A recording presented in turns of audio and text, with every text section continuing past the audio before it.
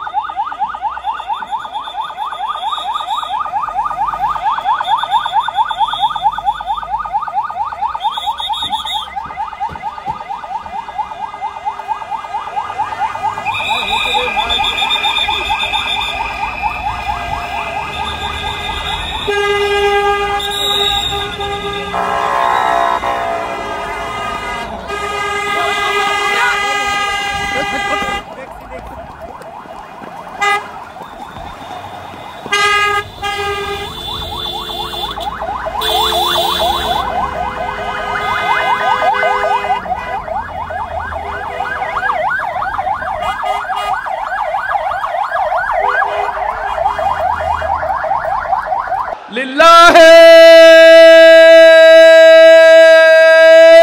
তাকবীর।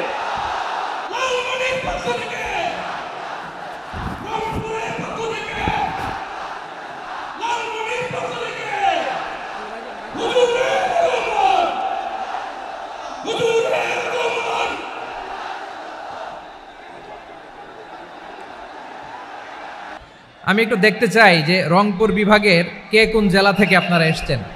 কুড়িগ্রাম থেকে কারা এসেছেন দেখি, কুড়িগ্রাম।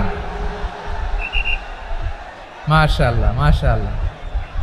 আচ্ছা, গাইবান্ধা জেলার কে আসছেন? গাইবান্ধা, হ্যাঁ মাশাআল্লাহ। ঠাকুরগাঁও, ঠাকুরগাঁও অনেকে আসছেন। দিনাজপুর জেলা থেকে মাশাআল্লাহ। নীলফামারী, ঠিক আছে, ফি আমানিল্লাহ। পঞ্চগড় অনেক আসছে। রংপুর, রংপুর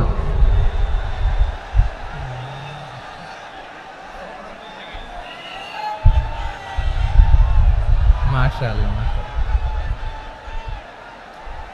মাশাআল্লাহ। ঠিক আছে, লালমনিরহাটের কারা দেখি, লালমনিরহাট।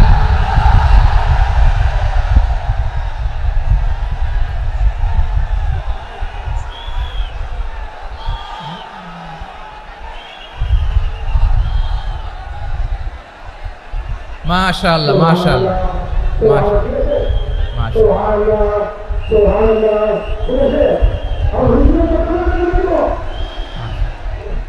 ঠিক আছে, ঠিক আছে। আচ্ছা, এই রংপুর বিভাগের বাইরে থেকে অন্য জেলার কারা কারা আসছেন দেখি, তাও আছে অনেকে। মাশাআল্লাহ, ঠিক আছে, ঠিক আছে। আজকের প্রোগ্রামে উপস্থিত আছেন প্রধান অতিথি হিসেবে অধ্যক্ষ আসাদুল হাবিব দুলু ভাই, সাংগঠনিক সম্পাদক বিএনপি, জাতীয় নির্বাহী কমিটির সভাপতি, জেলা বিএনপি লালমনিরহাট। বিশেষ অতিথি হিসেবে আমাদের অনেক ভাইরা এসছেন, সবাইকে শুকরিয়া জানাই। সভাপতিত্ব করছেন জনাব আব্দুল হাকিম। আইন শৃঙ্খলা বাহিনী, প্রশাসন, ভলান্টিয়ার্স, শুনেছি আমি প্রায় 5000 ভলান্টিয়ার্স আপনারা নিয়োগ দিয়েছেন। আলহামদুলিল্লাহ, আলহামদুলিল্লাহ। অনেক গোছালো প্রোগ্রাম। আমার প্রাণ ঢালা ভালোবাসা জানবেন, আমার হৃদয়ের গহীন থেকে ভালোবাসা নেবেন, শুভেচ্ছা জানবেন সবাই। ঠিক আছে, ঠিক আছে। প্রিয় ভাইরা, আমরা আর কাল বিলম্ব না করে মূল আলোচনায় চলে যেতে চাই। আজকে যে টপিকের উপর আমি কথা বলবো, টপিকটা হচ্ছে peaceful coexistence and communal harmony, শান্তিপূর্ণ সহাবস্থান এবং সাম্প্রদায়িক সম্প্রীতি। আমাদের বাংলাদেশে সাম্প্রদায়িক সম্প্রীতি আছে না নাই? আবহমান কাল থেকে আমরা মুসলিম, হিন্দু, বৌদ্ধ, খ্রিস্টান, পাহাড়ি, নৃগোষ্ঠী মিলেমিশে একাকার, আমরা সবাই মিলে বাংলাদেশ। আওয়াজ করে বলেন ঠিক কিনা? আমাদের পারস্পরিক সম্প্রীতি, ভালোবাসা, সৌহার্দ্যপূর্ণ আচরণ, বোঝাপড়া, এটা বেশ মজবুত, বেশ মজবুত। তবে মাঝে মাঝে আমাদের এই সম্প্রীতির ভেতরে অনেকে ফাটল ধরাতে চায়। আমরা যে সুখে আছি, শান্তিতে আছি, এটা অনেকের ভালো লাগে না, ঠিক কিনা বলেন? আমাদের মধ্যে সাম্প্রদায়িক সম্প্রীতি, সৌহার্দ্যপূর্ণ আচরণ, ভালোবাসা, এটা আবহমান কাল ধরে আছে। তার প্রমাণ, আমরা তাফসিরুল মাহফিলের আয়োজন করলে আমাদের হিন্দু ভাইরা ডিস্টার্ব করে না, ঠিক কিনা? এবং আমি যদি বলি হাত তোলেন, হিন্দু ধর্মের কারা কারা এসেছেন, কত শত কত হাজার যে হাত উঠবে, আপনি অবাক হয়ে যাবেন। আমি চাচ্ছি না হাত উঠাতে। খুলনাতে সর্বশেষ যে আমি প্রোগ্রাম করে গেলাম, সেখানে কয়েকশো হিন্দু ভাই আসছে আমাদের আলোচনা শুনতে। আলহামদুলিল্লাহ। অনেক বৌদ্ধরা আসে, অনেক খ্রিস্টানরা আসে। এবার সফরেও অনেক হিন্দু ভাইরা আমার সাথে দেখা করেছে। তারা বলেছে, হুজুর আমরা আপনার আলোচনা শুনি। আলহামদুলিল্লাহ বলেন। So it's our responsibility to present our religion to our non-Muslim brothers and sisters. আমাদের অমুসলিম ভাই বোনদের কাছে ইসলামের সৌন্দর্য তুলে ধরা, এটা আমাদের দায়িত্ব। We all are the ambassador of Islam. আমরা প্রত্যেকে দায়িত্বশীল, আমরা প্রত্যেকে এক একজন ইসলামের অ্যাম্বাসেডর। আলহামদুলিল্লাহ বলেন। এজন্য এমনভাবে দ্য বিউটি অফ ইসলাম, ইসলামের সৌন্দর্য আমাদেরকে ফুটিয়ে তুলতে হবে, যাতে করে নন মুসলিমরা শাহাদা পড়ে, কালিমা পড়ে মুসলমান হয়ে যায়। অনেক নন মুসলিম ভাই বোন আমাদের হাতে শাহাদা পড়ে, কালিমা পড়ে মুসলমান হয়েছে, অনেক। সো আমরা যেন ইসলামের বিউটিটাকে তুলে ধরতে পারি এবং এই যে সম্প্রীতি, এটাকে যেন আমরা অটুট রাখতে পারি। আদতে আদতে বাংলাদেশের ইতিহাস বলে আমাদের দেশে কোনো দাঙ্গা নাই, আছে? লালমনিরহাটের ভাইয়ের আওয়াজ করে বলেন, আমাদের দেশে হিন্দু মুসলিম দাঙ্গা আছে? আমরা ভাই ভাই, আওয়াজ করে বলুন তো, আমরা কি ভাই ভাই? কিন্তু কিছু দুষ্ট লোক আছে, তারা আমাদের সম্পর্কের মধ্যে ফাটল ধরাতে চায়, ঠিক কিনা বলেন? মাঝে মাঝে ঝগড়া লাগাতে চায়। দেখবেন পত্রপত্রিকায় দেখা যায় বিভিন্ন ধর্মীয় উপাসনালয়গুলোতে হামলা চালানো হয়। এগুলো রাজনৈতিক উদ্দেশ্য প্রণোদিত, এগুলোর সাথে ইসলামের কোনো সম্পর্ক নাই। এজন্য এই দুর্বৃত্তদের ব্যাপারে আমাদের সাবধান থাকতে হবে। আমরা সবসময় যেমনি ঐক্যবদ্ধ, ইউনাইটেড, আমরা যদি এরকম ইউনাইটেড থাকি, এই সমস্ত দুর্বৃত্তদের কালো হাত ভেঙে দিতে আমাদের 1 ঘন্টাও লাগবে না। চিল্লায় বলো ঠিক কিনা? আমরা সংঘবদ্ধ থাকবো। এই যে আমাদের পিসফুল কোএক্সিস্টেন্স, শান্তিপূর্ণ সহাবস্থান। হিন্দুরা পূজা করে, যেদিন হিন্দুদের পূজা অনুষ্ঠান, আমরা ওই দিন তাফসির মাহফিল করি না, ঠিক কিনা বলেন? যেদিন আমাদের তাফসিরুল কোরআনের প্রোগ্রাম, ওই দিন আমাদের হিন্দু ভাইরা ডিস্টার্ব করে না। সুবহানাল্লাহ। হিন্দুদের পূজা অনুষ্ঠানে মাদ্রাসার ছাত্র যে পাহারা দেয়, গোটা বিশ্বে এরকম দৃষ্টান্ত নজির বিরল, ঠিক কিনা বলেন? আইন শৃঙ্খলা বাহিনীর পাশাপাশি মাদ্রাসার ছাত্ররা যে সেখানে পাহারা দেয়, গোটা পৃথিবীতে এই দৃষ্টান্ত আপনি পাবেন। মাদ্রাসার ছাত্ররা, তারা তো কোরআনের ধারক, তারা হাদিসের ধারক, তারা কেন মন্দির পাহারা দিবে? এই সম্প্রীতিকে ধরে রাখার জন্য, এই সৌহার্দ্যকে ধরে রাখার জন্য, আমাদের পারস্পরিক ভালোবাসাকে অটুট রাখার জন্য। আওয়াজ করে বলতে হবে, ঠিক কিনা? এখন বলেন, আমাদের এই ভালোবাসা অটুট থাক, আমরা চাই কি চাই না? আমরা হিন্দু মুসলিম মিলেমিশে শান্তিপূর্ণ সহাবস্থান, সাম্প্রদায়িক সম্প্রীতি, লালমনিরহাটের ভাইয়ের আওয়াজ করে বলুন, এই সাম্প্রদায়িক সম্প্রীতি আমরা চাই কি চাই না? আল্লাহ এই দেশকে তুমি বরকতময় করো, বাংলাদেশকে তুমি শান্তিময় করো। আওয়াজ করে সবাই বলেন আমিন। এই জায়গাটাতে সামান্য একটু আওয়াজ হচ্ছিল, এটাও থেমে গেছে। আলহামদুলিল্লাহ, আলহামদুলিল্লাহ। এখন একেবারে everything is in my control. মাশাআল্লাহ। ঠিক আছে, আমি মূল আলোচনায় যাই। প্রিয় ভাইরা, আমি বলেছিলাম আমার আলোচনার বিষয় হচ্ছে শান্তিপূর্ণ সহাবস্থান, সাম্প্রদায়িক সম্প্রীতি। আমরা দেখব ইসলাম আমাদেরকে কি কি দিক নির্দেশনা দেয়। শান্ত হইতে হবে। খরগোশের কানের মতো কান দুটো আমার দিকে করে রাখেন। আমি এখনো উঠে যাব, হাত নাড়ায় লাভ নাই, আমি উঠে যাব। তাকায় থাকো আর কান খাড়া, আওয়াজ হবে না। হ্যাঁ, মাশাআল্লাহ, মাশাআল্লাহ, ঠিক আছে। আমরা দেখব যে রাসূল সাল্লাল্লাহু আলাইহি ওয়াসাল্লাম এই পিসফুল কোএক্সিস্টেন্সের জন্য আমাদের কি শিখিয়েছেন, কি কি গাইডলাইন দিয়েছেন। আমরা 1, 2, 3, 4 করে এগুলো আপনাদের সাথে শেয়ার করব। আমি আপনাদের খেদমতে সূরাতুল আনআমের 108 নম্বর আয়াত তেলাওয়াত করেছি। এখানে আল্লাহ রাব্বুল ইজ্জা ওয়াল জালাল তিনি ইরশাদ করছেন, ওয়ালা তাসুব্বুল্লাযীনা ইয়াদউনা মিন দুনিল্লাহি ফায়াসুব্বুল্লাহা আদওয়াম বিগাইরি ইলম কাযালিকা যায়্যান্না লিকুল্লি উম্মাতিন আমালাহুম সুম্মা ইলা রাব্বিহিম মারজিউহুম ফায়ুনাব্বিউহুম বিমা কানু ইয়ামালুন। রব্বুল আলামিন বলেন, গোলাম ও আমার ইমানদার বান্দারা, শোনো শোনো। ও আমার বিশ্বাসী বান্দারা, শোনো শোনো। লা তাসুব্বুল্লাযীনা ইয়াদউনা মিন দুনিল্লাহ ফায়াসুব্বুল্লাহা আদওয়াম বিগাইরি ইলম। ও আমার বিশ্বাসী বান্দারা, যারা আল্লাহকে ব্যতি রেখে, আল্লাহকে বাদ দিয়ে অন্য উপাস্যকে ডাকে, দেবীর পূজা করে, তোমরা খবরদার তাদের গালি দিও না। আওয়াজ করে বলেন, কি দিও না? আল্লাহ বলেন, ও বিশ্বাসীরা শোনো, যারা আল্লাহকে বেছে রেখে দেবীর পূজা করে, অন্য উপাস্যের পূজা করে, তাদেরকে ডাকে, ওই দেবতাদেরকে তোমরা গালি দিও না। যদি ওই দেবতাদেরকে গালি দাও, তাহলে ভুলবশত, শত্রুতাবশত তারা তোমাদের রব আল্লাহকে গালি দেবে, ঠিক কি না? তোমরা যদি তাদের দেবতাদের গালি দাও, ওরা রেগে তোমার আল্লাহরে গালি দিবে, তাহলে আল্লাহরে গালি খাওয়ানোর কারণ হয়ে গেলাম আমি, ঠিক কি না? বলেন।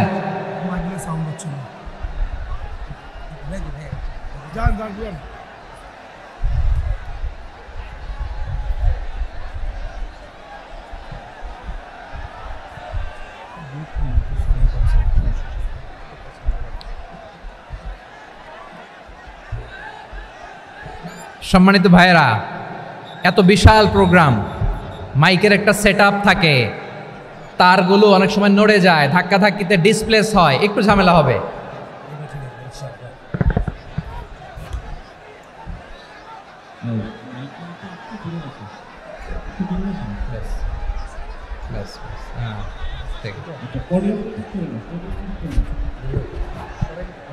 ঠিক আছে, একটু একটু সমস্যা হবে মাঝে মাঝে। আপনারা শান্ত থাকলে, শান্ত থাকতে হবে। এইভাবে সাউন্ড নাই, এই নাই, এই বলতে বলতে আমার সময়ও নাই, উঠে যেতে হবে, এগুলো বোকামি। এই বিভাগীয় প্রোগ্রামগুলোতে যাই, চিৎকার চেঁচামেচি করে তোমরা আসো, সময় শেষ আমাকে উঠে যেতে হয়। আমরা তো বঞ্চিত হলাম। গুরুত্বপূর্ণ অনেক কথা শোনাবো তোমাদের, অনেক। প্রিয় ভাইরা, আপনারা শান্ত হয়ে বসুন, শান্ত হয়ে। রব্বুল আলামিন বলেন, খবরদার বিশ্বাসীরা, আল্লাহ ছাড়া যারা অন্যান্য উপাস্যদেরকে ডাকে, দেবতাদেরকে ডাকে, তাদেরকে তোমরা গালি দিও না। ওই সমস্ত দেবতাদেরকে যদি তোমরা গালি দাও তাহলে তারা আল্লাহকে গালি দিবে, ঠিক কিনা বলেন? আমরা দেবতাদের গালি দিলে ওরা আল্লাহকে গালি দিবে। রব্বুল আলামিন বলেন, খবরদার দেবতাদেরকে গালি দিও না, তাহলে ওরা তোমার রব আল্লাহরে গালি দেবে। প্রতিটি জাতির জন্য তাদের কাজকে আমি আল্লাহ সুশোভিত করে রেখেছি, তারা সবাই একদিন আমার কাছেই ফিরে আসবে। এরপর আমি রব্বুল আলামিন তাদের আমলনামা তাদেরকে জানিয়ে দেব। সুবহানাল্লাহ পড়েন। প্রিয় ভাইয়েরা, আল্লাহ তাআলা বলেছেন খবরদার গালি দিও না। আদেশটা কার? আওয়াজ করে বলেন তো। হিন্দুদের দেবতা দেবদেবীদেরকে গালি দেওয়া যাবে না। আওয়াজ করে বলুন প্রিয় ভাইয়েরা, এই আদেশটা কার? এই আপনাদের গলার আওয়াজ। অন্য ধর্মের দেবতাদেরকে যে গালি দেওয়া যাবে না, এই আদেশটা কার? আরো জোরে বলুন, কার? গালি দিবেন কোন দেবতাকে? দিবেন? যদি দেন তাহলে ওরা আল্লাহরে গালি দিবে। তাহলে আল্লাহরে গালি খাওয়াইলো কে? আপনি, ঠিক কিনা বলেন? আমি আল্লাহকে গালি খাওয়ানোর কারণ হলাম, কারণ আমি যদি গালি না দিতাম ওরা আমার রবকে গালি দিত না। আওয়াজ করে বলেন ঠিক কিনা? তাহলে প্রিয় ভাইয়েরা, ইসলাম আমাদেরকে শিখায়, সূরাতুল আনআমের 108 নম্বর আয়াত থেকে আমরা বুঝলাম কোনো ধর্মকে ছোট করা যাবে না। অন্য ধর্মকে ছোট করা মানে ইসলামকে ছোট করা। অন্য ধর্মের দেবতাকে গালি দেওয়া মানে আল্লাহকে গালি খাওয়ানো। আওয়াজ করে বলেন ঠিক কিনা? খবরদার, এটা করা যাবে না। আর অন্য ধর্মের দেবতাকে যদি আপনি গালি দেন, ওরা ইসলাম থেকে দূরে সরে যাবে। যাও ইসলামের প্রতি আকৃষ্ট হয়েছিল আর কোনোদিন ইসলামের ধারে কাছে আসবে না। আওয়াজ করে বলেন ঠিক কিনা? এজন্য কখনো কোনোদিন অন্য ধর্মের দেবতাদেরকে গালি দেওয়া যাবে না। অন্য ধর্মের কোনো দেবতাদেরকে আমরা গালি দিব না, গালি দিব না, বরং ইসলামের beauty, the beauty of Islam, ইসলামের সৌন্দর্যকে আমরা তুলে ধরব। আমরা যদি বিশ্বনবী সাল্লাল্লাহু আলাইহি ওয়াসাল্লামের জীবনের দিকে তাকাই, তাহলে আমি দেখব বিষ্ণু ইসলাম মক্কাতে কিংবা মদিনাতে অন্য ধর্মের লোকদের সাথে খুব পিসফুলি লাইফ লিড করেছেন। হোক মুশরিক, হোক খ্রিস্টান, হোক ইহুদি, বিশ্বনবী সবার সাথে মিলেমিশে ছিলেন। আলহামদুলিল্লাহ বলেন। ইসলাম হচ্ছে পিসফুল রিলিজিয়ান। অন্য ধর্মের প্রতি সহনশীলতার সবক ইসলাম আমাদেরকে দেয়। কিন্তু প্রতিটি মুসলিমের এটা মনে রাখতে হবে, আল্লাহর কাছে পছন্দনীয় গ্রহণযোগ্য ধর্ম, জীবনাদর্শ একটি, সেটা হচ্ছে ইসলাম। আওয়াজ করে বলেন সেটা কি? লালমনিরহাটের ভাইয়েরা আওয়াজ করে বলুন, আল্লাহর কাছে মনোনীত ধর্ম একটি, সেটা কি? এজন্য রব্বুল আলামিন বলেন, ইন্নাদ-দীনা ইনদাল্লাহিল ইসলাম, আল্লাহর কাছে মনোনীত গ্রহণযোগ্য অ্যাকসেপ্টেড ধর্ম মতাদর্শ একটা, সেটা হলো ইসলাম। ইসলাম ছাড়া অন্য কোনো ধর্ম যদি কেউ তালাশ করে, তার ওই ধর্ম আল্লাহ গ্রহণ করবে না। ওমাই ইয়াবতাগি গায়রাল ইসলামি দীনান ফালাই ইউকবালা মিন ওয়া হুয়া ফিল আখিরাতি মিনাল খাসিরিন।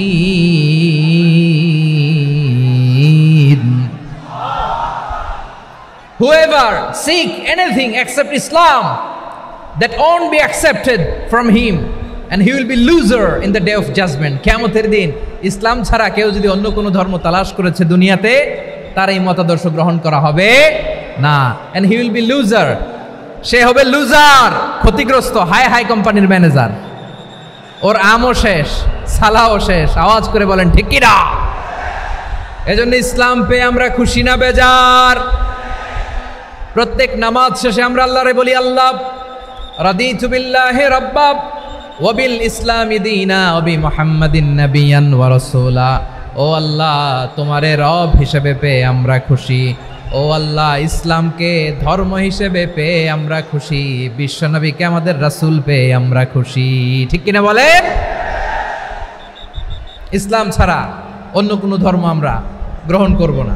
ঠিক কিনা বলেন? আল্লাহর কাছে অ্যাকসেপ্টেড রিলিজিয়ান একটা, সেটা ইসলাম। তো বিশ্বনবী সাল্লাল্লাহু আলাইহি ওয়াসাল্লাম মক্কাতে কিংবা মদিনাতে খুব পিসফুলি এক্সিস্ট করেছেন। যে কোনো ধর্মের সাথে মিলেমিশে চলেছেন। তার প্রমাণ আমরা যদি রাসূল সাল্লাল্লাহু আলাইহি ওয়াসাল্লামের বায়োগ্রাফির দিকে তাকাই তাহলে দেখব তিনি মুশরিকদের সাথে পিস ট্রিটি করেছেন, শান্তি চুক্তি, পিস ট্রিটি, পিস এগ্রিমেন্ট। আপনারা হুদাইবিয়ার সন্ধির নাম শুনেছেন? আমার লালমনিরহাটের কলিজার টুকরা ভাইয়েরা, হুদাইবিয়ার সন্ধির নাম আপনারা শোনেন নাই? 6ষ্ঠ হিজরিতে বিষ্ণু ঈসা ইসলাম মুশরিকদের সাথে এই ট্রিটি করেছেন, চুক্তি। কাদের সাথে? মুশরিকদের সাথে। আমরা তো মুসলমান বসতে পারি না, আমরা দুই মুসলিম ভাই একসাথে বসে চা খেতে পারি না, গল্প করতে পারি না। বিষ্ণু ঈসা ইসলাম মুশরিকদের সাথে ট্রিটি করেছেন, হুদাইবিয়ার সন্ধি। এই সন্ধির আগে মক্কা থেকে কেউ মদিনায় যেতে পারে না, মদিনা থেকে কেউ মক্কায় যেতে পারে না, কিন্তু এই সন্ধির পরে ট্রাফিক স্বাভাবিক হয়ে গেল। মক্কার লোকেরা মদিনায় আসতে পারে, মদিনার লোকেরা মক্কায় আসতে পারে। এটাকে বলে সুলহে Hudaybiyyah, the peace agreement of Hudaybiyyah, শান্তি চুক্তি। আমরা পৃথিবীতে এখন অনেক শান্তি চুক্তির নাম শুনি, এগুলো সব the piece treaty of Hudaibiya থেকে কপি করা। আল্লাহু আকবার। তাহলে বিশ্বনবী সাল্লাল্লাহু আলাইহি সাল্লাম তিনি যে শান্তিপূর্ণ সহাবস্থানে বিশ্বাসী ছিলেন, মুসলমানেরা যে অন্য ধর্মের প্রতি সহনশীল তার প্রমাণ হচ্ছে এই পিস ট্রিটি। শুধু তাই নয়, মাইকের সাউন্ডটা একটু বাড়াই দিতে হবে, খুব দুর্বল, একটু মজবুত করতে হবে, আর একটু ক্লিন করতে হবে, আর সবগুলা জায়গায় সাউন্ড যাচ্ছে কিনা একটু ক্রস চেক করতে হবে। হ্যাঁ, পাবেন দিচ্ছে mike operator, he is trying his level best, দিচ্ছে। মাইক অপারেটর যিনি আছেন প্রতিটি জায়গায় প্রতিটি সাউন্ড বক্সে যেন আওয়াজ পাওয়া যায়, একটু ক্রস চেক করেন, সাউন্ডটাকে একটু স্ট্রং করে দেন। হ্যাঁ, ঠিক আছে, মাশাআল্লাহ। এদিকে তাকান, এদিকে। মক্কার পার্ট গেল, পিস এগ্রিমেন্ট করলেন, শান্তি চুক্তি। বিষ্ণু ঈসা ইসলাম মদিনায় যে কি করলেন? মদিনায় যে বিষ্ণু ঈসা ইসলাম মদিনা চার্টার করলেন, মদিনা সনদ, সাহিফাতুল মদিনা, এটার বলে মদিনা চার্টার। যে ওয়েস্টে, ইউরোপে, আমেরিকাতে তারা অনেক চার্টার করে, সব চার্টার মদিনা চার্টার থেকে কপি করা। আওয়াজ করে পড়েন সুবহানাল্লাহ। বিষ্ণু ঈসা ইসলাম মদিনায় গেলেন, মদিনাতে মুসলিম, মুশরিক, ইয়াহুদি, এই 3 ধর্মের লোক মিলে সব স্টেক হোল্ডার যারা আছে সবাইকে নিয়ে বিষ্ণু ঈসা ইসলাম মদিনা চার্টার করলেন, মদিনা সনদ। পড়েন সুবহানাল্লাহ। শুধু তাই নয়, মক্কাতে বিশ্বনবী পিস এগ্রিমেন্ট করলেন, শান্তি চুক্তি মুশরিকদের সাথে। মদিনাতে যে বিশ্বনবী মদিনা চার্টার করলেন, মদিনা সনদ করলেন ইহুদিদের সাথে। আবার মদিনাতে বিশ্বনবী ইহুদিদের সাথে পিস ডায়ালগ করলেন, ইন্টারফেথ ডায়ালগ করলেন, আন্তধর্মীয় সংলাপ করলেন। যেই সংলাপের মূল ভিত্তি ছিল তাওহীদ। মূল ভিত্তি ছিল কি? তাওহীদ। বিশ্বনবী ইহুদিদেরকে ডাকলেন, আহ্বান করলেন, কুল ইয়া আহলাল কিতাবি তাআলাউ ইলা কালিমাতিন সাওয়াইন বাইনানা ওয়া বাইনাকুম আল্লা না'বুদা ইল্লাল্লাহ ওয়া লা নুশরিকা বিহি শাইআন ওয়া লা ইয়াত্তাখিযা বা'দুনা বা'দান আরবাবাম মিন দুনিল্লাহ فإن تولوا فقولوا اشهدوا بأننا مسلمون। সুবহানাল্লাহ পড়েন। বিশ্বনবী মদিনার ইহুদিদের ডেকে বললেন, ও ইহুদিরা, শোনো শোনো, আসো এমন একটা আদর্শের প্রশ্নে আমরা একত্রিত হই যে আদর্শের প্রচার তোমাদের নবীরাও করেছে, আমিও করি। যে আদর্শের কথা তোমাদের পবিত্র ধর্মগ্রন্থগুলোতে আছে, আমার কোরআনেও আছে, সেটা হলো তাওহীদ। আমরা এক আল্লাহ ছাড়া কারো ইবাদত করব না, আল্লাহর সাথে কাউরে শরীক করব না, আল্লাহ ছাড়া কাউরে রব মানব না। পড়েন সুবহানাল্লাহ। তাহলে আমার প্রিয় লালমনিরহাটের ভাইরা, মদিনাতে যে তিনি মদিনা চার্টার করলেন, মদিনা সনদ, পিস ডায়ালগ করলেন, শান্তির সংলাপ, ইন্টারফেথ ডায়ালগ করলেন, আন্তধর্মীয় সংলাপ, যার ভিত্তি ছিল তাওহীদ। সুবহানাল্লাহ পড়েন। তাহলে অন্য ধর্মের প্রতি সব সময় ইসলাম সহনশীল, টলারেন্স। যদি আপনি দেখতে চান ইসলামের নবী বিশ্বনবীর দিকে তাকান, ঠিক কিনা বলেন? আমরা তো সংখ্যালঘুদের রাইটস প্রোটেক্ট করার জন্য কত আইন বানাই, কত বৈঠক করি, কত সংবাদ সম্মেলন করি। বিষ্ণু সাল্লাল্লাহু আলাইহি ওয়াসাল্লাম সংখ্যালঘুদের রাইটসের ব্যাপারে, অধিকারের ব্যাপারে যে কথা বলেছেন, শুনলে আপনি অবাক হয়ে যাবেন। বিশ্বনবী বলেন, আলা মান যালামা মুআহাদান আও ইনতাকাসাহু আও কাল্লাফাহু ফাওকা তাআতিহি আও কাল্লাফাহু ফাওকা তাকাতিহি আও আখাযা মিনহু শাইআন বিগাইরি তিবি নাফসিন ওয়া আনা হাজিজুহু ইয়াউমাল কিয়ামা। খবরদার, জেনে রাখো, কেউ যদি কোনো সংখ্যালঘুর উপরে অত্যাচার করে, কোনো সংখ্যালঘুর প্রাপ্য থেকে যদি কেউ কাউকে ঠকায়, সংখ্যালঘুর উপর যদি কেউ কষ্ট দেয়, কোনো সংখ্যালঘুর সম্পদ যদি কেউ জোর করে কেড়ে নেয়, আমি কিয়ামতের দিন বিশ্বনবী ওই সংখ্যালঘুর পক্ষে আর ওই মুসলমানদের বিপক্ষে বাদী হয়ে দাঁড়াবো। সুবহানাল্লাহ বলতে পারলেন না? আল্লাহু আকবার।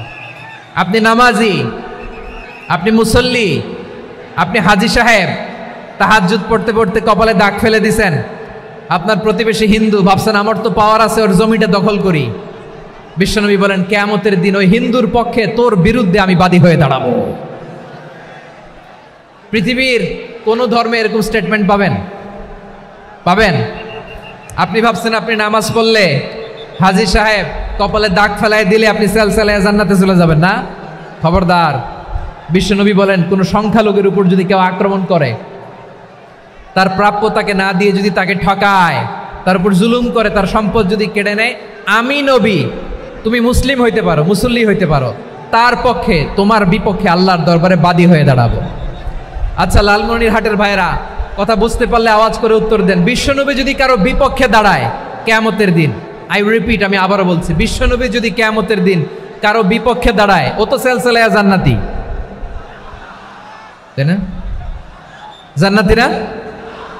যে নবীর সুপারিশ ছাড়া জান্নাতের গেটও দেখা যাবে না, ওই নবী যদি বলে তোর বিপক্ষে আমি বাদী হয়ে দাঁড়াবো, ওই জান্নাতে আর ঢোকার কোনো সুযোগ আমাদের থাকবে?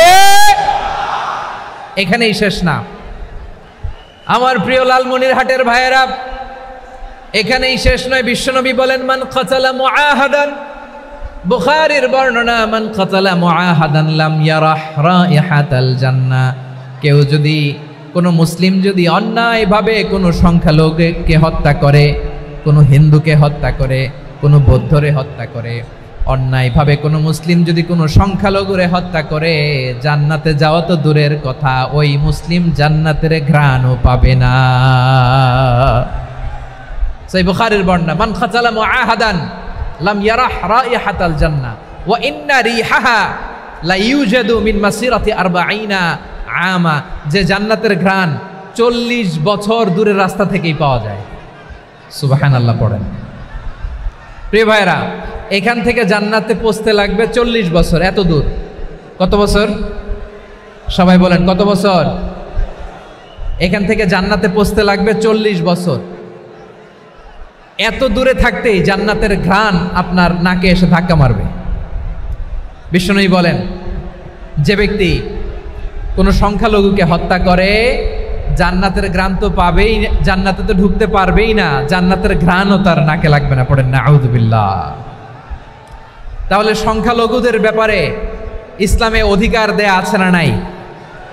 লালমনিরহাটের ভাইয়ের আওয়াজ করে বলেন, আমার সংখ্যালঘু হিন্দু ভাইদের রাইটস, অধিকার আমাদের ইসলামে প্রোটেক্টেড আছে না নাই? এখানেই শেষ না। বিষ্ণু ইসলাম আপনার অমুসলিম প্রতিবেশীর সাথে ভালো আচরণ করতে বলেছে। আমাদের হয় না এটা মুসলিম পাড়া, ওটা বৌদ্ধ পাড়া, হয় না? অনেক সময় হয় না এটা আমাদের মুসলিম পাড়া, ওইটা হিন্দু পাড়া, এরকম আছে না নাই? লালমনিরহাটে নাই না? আছে? হিন্দু যদি আপনার প্রতিবেশী হয় কি করবেন? ওর কষ্ট দিবেন নাকি? কেন? ও তো হিন্দু, ও তো আমার আল্লাহরে ডাকে না, ওরা কষ্ট দিলে জায়েজ হবে না? খবরদার। বিষ্ণু ইসলাম বলেন, মান কানা ইউমিনু বিল্লাহ ওয়াল ইয়াউমিল আখির ফালিউকরিম জারাহ। যে আল্লাহ বিশ্বাস করে আর আখিরাতে বিশ্বাস করে, সেজন্য প্রতিবেশীর সাথে ভালো আচরণ করে। সুবহানাল্লাহ। কলিজা জুড়ায় যায় না আমার নবীর কথাগুলো শুনলে? যে আল্লাহ বিশ্বাস করে, যে আখিরাতে বিশ্বাস করে, সেজন্য প্রতিবেশীর সাথে ভালো আচরণ করে। এখানে বলছে মুসলিম প্রতিবেশী, বলছে নামাজি প্রতিবেশী বলছে? আল্লাহওয়ালা প্রতিবেশী বলছে? না। প্রতিবেশী আস্তিক হোক নাস্তিক হোক, প্রতিবেশী মুমিন হোক মুশরিক হোক, প্রতিবেশী হইলেই তার সাথে ভালো আচরণের দরকার আছে না নাই? আমার প্রিয় লালমনিরহাটের ভাইয়েরা, বিষ্ণু ইসা ইসলাম ওনার ইহুদি প্রতিবেশীদের দেখাশোনা করতেন। আওয়াজ না শোনা যাক, আমারও তো দেখা যায়, তাকায় থাকেন, তাকায় থাকলে সওয়াব হবে। কোরআনের কথা যেখান থেকে হয় এদিকে তাকায় থাকলেই বরকত। তাকায় থাকেন। জি জি, মাইক, আমি তার মাইক ঠিক করতে আসি না এদিকে, এই মাইক ঠিক করব, ওই মাইক ঠিক করব, ওদিকে পাইলট বলবে হুজুর চলে আসেন। জি বসুন বসুন, মাশাআল্লাহ, হ্যাঁ খুব শান্ত, ঠিক আছে। পুলিশ ভাইরা না খেয়ে দিনরাত আপনারা যাতে সুশৃঙ্খল একটা প্রোগ্রাম উপহার পান এটাই চেষ্টা করতেছে, আপনাদেরকে কষ্ট দিতে আসে নাই, একটু একটু সহযোগিতা করেন। জি মাশাআল্লাহ, হ্যাঁ ঠিক আছে। আমার প্রিয় ভাইরা, প্রতিবেশী আস্তিক হোক নাস্তিক হোক, মুসলিম হোক হিন্দু হোক, তার সাথে ভালো আচরণ করতে হবে। বিষ্ণু ইসা ইসলাম ওনার ইহুদি প্রতিবেশীর বাসায় যেতেন। কোন প্রতিবেশী? ইহুদি। আওয়াজ করে বলেন, কোন প্রতিবেশী? ইহুদি। এক ইহুদি কিশোর বিষ্ণু ইসা ইসলামের খেদমত করতে, ইহুদি ছেলে আমার নবীর খেদমত করতো, তারা ছিল নবীর প্রতিবেশী। তো অনেক দিন হয় ইহুদি ছেলেটা আসে না। বিষ্ণুনবী খোঁজ দিলেন, ঘটনা কি? একটা ইহুদি ছেলে না আমার খেদমতে আসতো, ছেলেটা কই? খোঁজ নিয়ে জানলেন ছেলেটা অসুস্থ। বিষ্ণু ইসা ইসলাম ওই ইহুদির বাড়িতে চলে গেলেন ওই ছেলেটাকে দেখা করার জন্য, ভিজিট করার জন্য। সুবহানাল্লাহ পড়বেন না? গেলেন, যে দেখে ইহুদি ছেলেটা মুমূর্ষ, জান যায় যায় ভাব, বিছানায় পড়ে আছে, তার বাবা দাঁড়ানো। বিশ্বনবী তার মাথার পাশে বসলেন, মাথায় হাত বুলিয়ে দিলেন, আর ছেলেটাকে বললেন আসলিম, হে ইহুদি ছেলে আসলিম, ইসলাম ধর্ম গ্রহণ করো। তো ছোট্ট ছেলে ভাবে আমরা ইহুদি, এখন ইসলাম ধর্ম গ্রহণ করলে আব্বা যদি বকা দেয়, ফানাযারা ইলা ওয়াজহি আবি, ছেলেটা তার বাবার চেহারার দিকে তাকালো, দেখি আব্বা কি কয়। আব্বা যদি বলে তাইলে ইসলাম ধর্ম গ্রহণ করবে। ইহুদি ছেলেটা তার বাবার দিকে যখন তাকালো, ওর বাবা বলে আতি আবুল কাসিম, আবুল কাসিম যা বলে তাই করো। আবুল কাসিম হচ্ছে বিষ্ণু ইসা ইসলামের একটা কুনিয়াত, উপনাম। আমার রাসূলের বড় ছেলের নাম ছিল কাসেম। যেমন দেখবেন আমাদের এলাকায় কারো ছেলের বড় ছেলের নাম যদি হয় আব্দুল্লাহ, এরা আব্দুল্লাহর বাপ বলে ডাকে। কারো বড় মেয়ের নাম যদি হয় ফাতেমা, এরা কি ডাকে? ফাতেমার বাপ বলে না? তো বিষ্ণু ইসা ইসলামের বড় ছেলের নাম ছিল কাসেম। ইহুদি বাবা বলল আতি আবুল কাসেম, আবুল কাসেম যা বলে তাই শোনো, মানে মোহাম্মদ যা বলে তাই শোনো।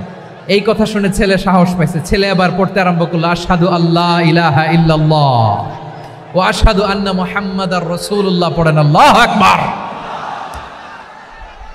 বিশ্বনবীর আহ্বান শুনে ওই আহ্বানে সাড়া দিয়ে ইহুদি ছেলে শাহাদা পড়ে মুসলমান হয়ে গেল। তার হৃদয়টারে ইমানের নূর দিয়ে আলোকিত করে দিল কে? প্রিয় ভাইরা, এবার রাসূল সাল্লাল্লাহু আলাইহি ওয়াসাল্লাম বের হয়ে আসলেন ঘর থেকে, আর বললেন আলহামদুলিল্লাহিল্লাযী আনকাযাহু মিনান নার, প্রশংসা সে আল্লাহর যে আল্লাহ জাহান্নামে চলে যাচ্ছিল প্রায় এমন একটা লোককে মুহূর্তের মধ্যে কালেমায়ে শাহাদাতের বদৌলতে জান্নাতি বানায় দিলেন। আওয়াজ করে পড়েন সুবহানাল্লাহ। এই হাদিস থেকে আমরা কি শিখলাম? What is the moral of the story? এক নম্বর স্টোরি হলো, প্রতিবেশী ইহুদি হোক হিন্দু হোক, যাবেন, সুসম্পর্ক রাখবেন, উপহার দিবেন, বিপদে পাশে দাঁড়াবেন, তাইলেই তো আপনাদের প্রতি, মুসলমানদের প্রতি তারা আকৃষ্ট হবে, ঠিক কিনা বলেন? আপনি যদি হিন্দুদের সাথে বৌদ্ধদের সাথে নাই মিশেন, নাস্তিকের কাছে নাই যান, তো ইসলামের সৌন্দর্যটা ওরা বুঝবে কেমনে? আমার অনেক হিন্দু পরিচিত ভাই আছে, ওরা আমাদের ইফতারির প্রোগ্রামে এসে একসাথে ইফতারি করে। অনেক মদখোর আমার সাথে বসে একসাথে ডিনার করে, হাফ প্যান্ট পরা, গলায় স্বর্ণের চেইন, হাতে স্বর্ণের ব্রেসলেট, আইসা আমার সাথে ডিনার করছে, আছে এরকম। গাঁজাখোর, আমি বলি আসো, welcome welcome to my dinner, আসো বসো, বসলেই তো আমি ওর ডিএনএ, চিন্তার ডিএনএ চেঞ্জ করে দেওয়ার সুযোগ পাবো, চিল্লায় বলো ঠিক কিনা? আসতে হবে আমার কাছে। Hour door is open, the door of Islam is open 24/7। সব সময় আমাদের ইসলামের দরজা আমার অমুসলিম ভাইদের জন্য খোলা আছে না নাই? এই হাদিস থেকে দুইটা শিক্ষা। এক নম্বর শিক্ষা, প্রতিবেশী মুসলিম হোক অমুসলিম হোক, যান, অসুস্থ হইলে একটু আপেল নিয়ে যান, আঙ্গুর নিয়ে যান, কমলা নিয়ে যান, তাদের সাথে ভালো আচরণ করেন। ইসলামের বিউটি দেখে, সৌন্দর্য দেখে অবাক হবে, নসিব ভালো হলে কোনোদিন কালিমা পড়ে মুসলমান হয়ে যাবে। ঠিক কিনা বলেন? তাহলে অমুসলিমের সাথে ভালো সম্পর্ক। বিশ্বনবী ইহুদির বাড়িতে গেলেন, ইহুদির বাড়ি, আর আমার মুসলমান ভাই আমার কাফের বলে, এরকম আছে না নাই? মুসলিমরা দেখতে পারে না, সহ্য করতে পারে। বিশ্বনবী সাল্লাল্লাহু আলাইহি ওয়াসাল্লাম ইহুদির বাড়িতে গেলেন, এটা একটা শিক্ষা। আরেকটা শিক্ষা হলো, ভাইয়েরা ধাক্কা মেরে এসে সামনে এসে কি লাভ? প্রোগ্রাম তো শেষ হচ্ছে, এখনই শেষ হচ্ছে। তো এই যে আমাদের বকশি ভাই ওয়াদা নিল, হাত তোলালো, মিম বলে এত কথা বলল, তো আমি জেলায় জেলায় যেয়ে খালি হাত নাড়াই তোমাদের জন্য নাকি? হ্যাঁ, হাত নাড়াই শুধু। এই ধাক্কাইতে ধাক্কাইতে এদিকে এসে হাত নাড়াইতেছে, হয়েছে তো, দেখলাম তো, ঠিক আছে, মাশাআল্লাহ, অনেক সুশৃঙ্খল, অন্যান্য যে কোনো জেলার চেয়ে অনেক সুশৃঙ্খল। আমার দিকে তাকাও, আমার দিকে তাকাও, ঠিক আছে। এই যে দাঁড়িয়ে আছে, একটা ছেলে নড়ে না, দেখছেন? মাশাআল্লাহ, মাশাআল্লাহ, মাশাআল্লাহ। হ্যাঁ, এইভাবেই। আর কয়েকটা মজাদার কথা আছে, শোনো। এই হাদিস থেকে আমাদের শিক্ষা হলো, আমার প্রতিবেশী যেই ধর্মের হোক আমি সম্পর্ক রাখবো। অসুস্থ হলে যাব, কি বলেন ভাইরা? যাবেন না? যাবেন না আপনারা? আচ্ছা, 2 নম্বর শিক্ষা হলো, বিষ্ণু ঈসা ইসলামের খাদেম ছিল ইহুদি, এতদিন খেদমত করলো, একদিনও বিশ্বনবী ওরা কালিমার দাওয়াত দেয় নাই। কারণ কি? বিশ্বনবী একটা ভালো সময়ের অপেক্ষা করতেছিলেন, প্রপার টাইমিং। দায়ীর কাজ হচ্ছে দায়ী ইলাল্লাহ, সে হচ্ছে সুযোগ সন্ধানী। দায়ী সুযোগ খোঁজে, কখন দাওয়া দিলে ব্যাটে বলে হবে, ঝোপ বুঝে কোপ মারে, ঠিক কিনা বলেন? বিষ্ণু ঈসা ইসলাম ভালো সময়ের অপেক্ষা করতেছিলেন, দেখি ভালো সময় আসুক আসুক আসুক আসুক। আস্তে আস্তে এমন সময় আসছে, ছেলে এবার মুমূর্ষ। অসুস্থ ব্যক্তির হৃদয় অত্যন্ত নরম থাকে, হসপিটালে যখন কেউ যায় তার হৃদয়টা বড্ড নরম থাকে, মৃত্যুর ভয়ে তার অন্তরটা নরম থাকে, ঠিক কিনা বলেন? এই প্রপার টাইমিং এর অপেক্ষা করতেছিলেন। যখনই টাইমিং পেয়েছেন, দাওয়াত দিলেন, পড়ো লা ইলাহা ইল্লাল্লাহ, সুবহানাল্লাহ পড়েন সবাই। তাহলে ইসলাম অমুসলিম প্রতিবেশীর সাথে ভালো আচরণ করতে বলে। ইসলাম অমুসলিম মাতা পিতার সাথেও ভালো আচরণ করতে বলে। মাতা পিতা যদি অমুসলিম হয়, তারা ফেলে দিতে পারবেন? পারবেন? আমার লালমনিরহাটের ভাইয়েরা, অনেক হিন্দু ছেলে আমাদের হাতে শাহাদা পড়ে মুসলিম হয়, কিন্তু ওর মা মুসলমান হয় নাই, বাবাও হয় নাই, এরকম আছে না নাই? তো ও হয়েছে মুসলিম, মা বাপ হিন্দু, এখন মা বাপ কি বাদ? হ্যাঁ, মা বাপ বাদ দেয়া যাবে? যেই মা আপনারে 9 মাস 8 মাস পেটে ধারণ করলো, আপনার মায়ের নার ছেঁড়া ধন, আপনি ওই মারে বাদ দিতে পারবেন? যেই মায়ের বুকের তাজা দুধ খেয়ে আপনি আজকে বাড়ন্ত তাজা তরতাজা, ওই মারে বাদ দেয়া যাবে? মায়ের এক ধারে দুধের দাম, কাটিয়া গায়ের চাম, পাপোশ বানাইলে ঋণের শোধ হবে না, এমন দরদি ভাবে কেউ হবে না আমার মাগো। মায়ের এক ধারে দুধের দাম, কাটিয়া গায়ের চাম, পাপোশ বানাইলে ঋণের শোধ হবে না, এমন দরদি ভাবে কেউ হবে না আমার মাগো, ঠিক কিনা? মাকে তো বাদ দেয়া যায় না। وَقَضَى رَبُّكَ أَلَّا تَعْبُدُوا إِلَّا إِيَّاهُ وَبِالْوَالِدَيْنِ إِحْسَانًا। আল্লাহ বলে, অবধারিত 2টা ভার্ডিক তোমাদের জন্য, এক আল্লাহর ইবাদত করবা আর মা বাবার প্রতি ইহসান করবা। আদেশটা কার? মা বাবার প্রতি ইহসান করতে হবে। আমার মা হিন্দু হোক, ভালো আচরণ করতে হবে, বৌদ্ধ হোক, ভালো আচরণ করতে হবে। আমার যে সমস্ত হিন্দু ভাইয়েরা মুসলিম হয়েছে, তোমাদের মা বাবা এখনো মুসলমান হয় নাই, তাদের সাথে ভালো আচরণ করতে হবে। আপনাদের খেদমত নিজে করতে হবে, অথবা খেদমতের ব্যবস্থা করাই দিতে হবে। মান্থলি যে খরচ লাগে এটা দিতে হবে। আরে তুমি এখন মুসলিম, তোমার মা বাবা হিন্দু, এখনই তো সুযোগ ইসলামের সৌন্দর্য দেখানো। এখন মা বাবা যদি দেখে আরে এটা হিন্দু থাকতে তো বদমাইশ ছিল, বেয়াদব ছিল, কি এমন ধর্ম সে গ্রহণ করলো যেটা গ্রহণের সাথে সাথে সে পাল্টে গেল? কি এমন ধর্ম সে গ্রহণ করেছে যেটা তার জীবনকে আলোকিত করে দিয়েছে? নসিব ভালো হইলে তারাও কালিমা পড়ে মুসলমান হয়ে যাবে। বিষ্ণু ইসলামের স্ত্রীর নাম ছিল আয়েশা রাদিয়াল্লাহু তাআলা আনহা, আবু বকর রাদিয়াল্লাহু তাআলা আনহুর মেয়ে। আবু বকর রাদিয়াল্লাহু তাআলা আনহুর আরেক মেয়ের নাম হচ্ছে আসমা। কি নাম? দুজনই আবু বকর রাদিয়াল্লাহু তাআলা আনহুর মেয়ে, আসমা আর আয়েশা। নাম দুটা কেমন লাগে? আসমা নামটা কেমন লাগে? আয়েশা নামটা কেমন লাগে? সবার ভালো লাগে নাই? নাম দুটো আপনাদের ভালো লাগে? লালমনিরহাটে অনাগত যদি কন্যা সন্তান হয়, যদি মনে চায় আসমা রেখে দিতে পারবেন, যদি মনে চায় আয়েশা রেখে দিয়েন। দেশে বিদেশে এয়ারপোর্টে রাস্তাঘাটে শুধু বলে হুজুর একটা নাম দেন, আমার ছেলের একটা নাম দেন, মেয়ের একটা নাম দেন। তো আমার মনে আছে যশোরের আদ্দিনের মাহফিলে আমি একটা দুইটা নাম দিয়েছিলাম। আজকে লালমনিরহাটের এই প্রোগ্রামে কন্যা সন্তান যদি হয় দুটা নাম দিলাম, আসমা কিংবা আয়েশা। ইনশাআল্লাহ পড়েন। দুজন বোন, এক মায়ের না, বাবা এক মা দুইজন।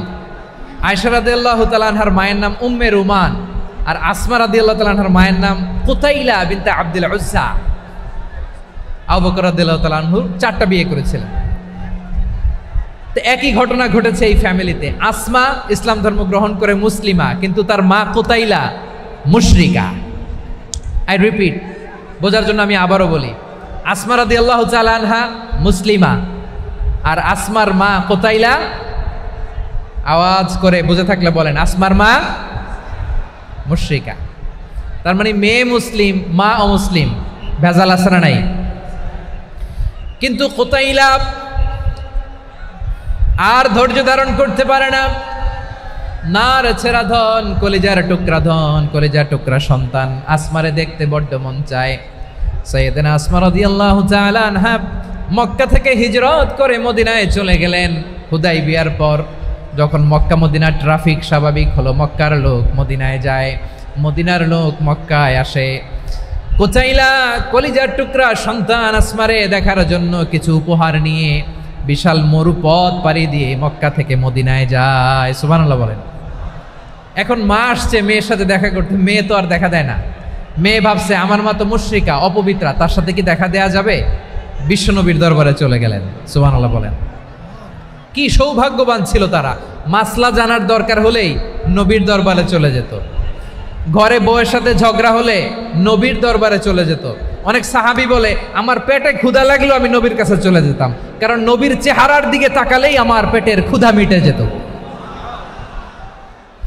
সাইয়েদনা আসমা রাদিয়াল্লাহু তাআলা আনহা বিশ্বনবীর কাছে চলে গেলেন, যে বললেন ইয়া রাসূলুল্লাহ ইয়া হাবিবাল্লাহ ইন্না উম্মি কাদিমাতুন ইলাইয়া ওয়া হিয়া রাগিবা। আমার মা মক্কা থেকে অনেক দূর মরুর পথ পাড়ি দিয়ে উপহার সামগ্রী নিয়ে মদিনায় আমার সাথে দেখা করতে এসেছে গো নবী। আমার জানতে বড্ড ইচ্ছে হয় আমি আমার মুশরিকা মাখা করতে পারবো কিনা। আফা আসিলুহা, আগে যেমনি আমি আমার মায়ের সাথে ভালো আচরণ করতাম, যেমনি আমি আমার মায়ের সাথে সদাচরণ করতাম গো নবী, এখন আমি মুসলিমা, মা মুশরিকা, এখনো কি আগের মতো সদাচরণ করতে পারবো নাকি? বিশ্বনবী বললেন নাম সিলিহা, হ্যাঁ রে আসমা, অবশ্যই অবশ্যই, আগে ঠিক যেমন তুমি তোমার মায়ের সাথে ভালো আচরণ করতে, এখনো তেমনি আগের মতো ভালো আচরণ করবা। আওয়াজ করে পড়েন সুবহানাল্লাহ। কি ইসলাম আমরা পেয়েছি! কত ব্রড মাইন্ডেড আমাদের ইসলাম, কত ওপেন মাইন্ডেড ইসলাম, কত ওপেন আপ করতে পারে, চিন্তা করতে পারেন। বিষ্ণু বললেন হ্যাঁ অবশ্যই, নাম সুলিহা, আগে যেমনি ভালো আচরণ করছো আসমা, এখন ওই রকমই করো, পারলে আরো বাড়ায় করো। সুবহানাল্লাহ বলেন। তাহলে আমার যে হিন্দু ভাইয়েরা, হিন্দু বোনেরা, ইমানের বদৌলতে দৌলতে আপনি ধন্য হয়েছেন, আপনার আম্মা আব্বা এখনো মুসলমান হয় নাই, তাদের জন্য দোয়া করেন, তাদের জন্য দোয়া করেন, আল্লাহ যেন তাদেরকেও ইমানের দৌলত দান করে। আমরা সবাই পড়ি আমিন, আরো জোরে পড়েন আমিন। এখন বলেন ইসলাম কি ন্যারো মাইন্ডেড রিলিজিয়ান না ব্রড মাইন্ডেড? লালমনিরহাটের যুবক ভাইরা আওয়াজ করো, ইসলাম কি ন্যারো মাইন্ডেড না ব্রড মাইন্ডেড? কতটা ব্রড মাইন্ডেড দেখেন। বিশ্বনবী সাল্লাল্লাহু আলাইহি সাল্লাম অমুসলিমরা যদি নবীকে উপহার দিত, ওই উপহারও বিশ্বনবী গ্রহণ করতেন। সুবহানাল্লাহ পড়েন। আপনার অমুসলিম বন্ধু যদি উপহার দেয় সেটাও আপনি নিতে পারবেন, যেটা নেওয়া জায়েজ। কিন্তু আপনার বন্ধু যদি আপনার মদের বোতল দেয়, নিতে পারবেন? হ্যাঁ, মদের বোতল দিলে পারবেন না। আপনার বন্ধু যদি আপনার পর্ক দেয়, পর্ক, শুকরের গোশত মিশ্রিত কোনো খাবার, ওটা নিতে পারবেন না। হালাল যে কোনো জিনিস নিতে পারবেন। বিশ্বনবী সাল্লাল্লাহু আলাইহি ওয়াসাল্লাম অমুসলিমদের দেয়া হাদিয়া গ্রহণ করতেন। কেমন নবী ছিলেন? আমার নবীরে চিনে নেন, আমার নবীর অ্যাটিটিউড জেনে নেন। বিশ্বনবী সাল্লাল্লাহু আলাইহি ওয়াসাল্লাম যখন কোনো জনপদে যেতেন 3টা অপশন নিয়ে যেতেন। প্রিয় ভাইয়ের, আওয়াজ করে বলতে হবে, কোনো জনপদে গেলে আমার নবীর অপশন থাকতো কয়টা?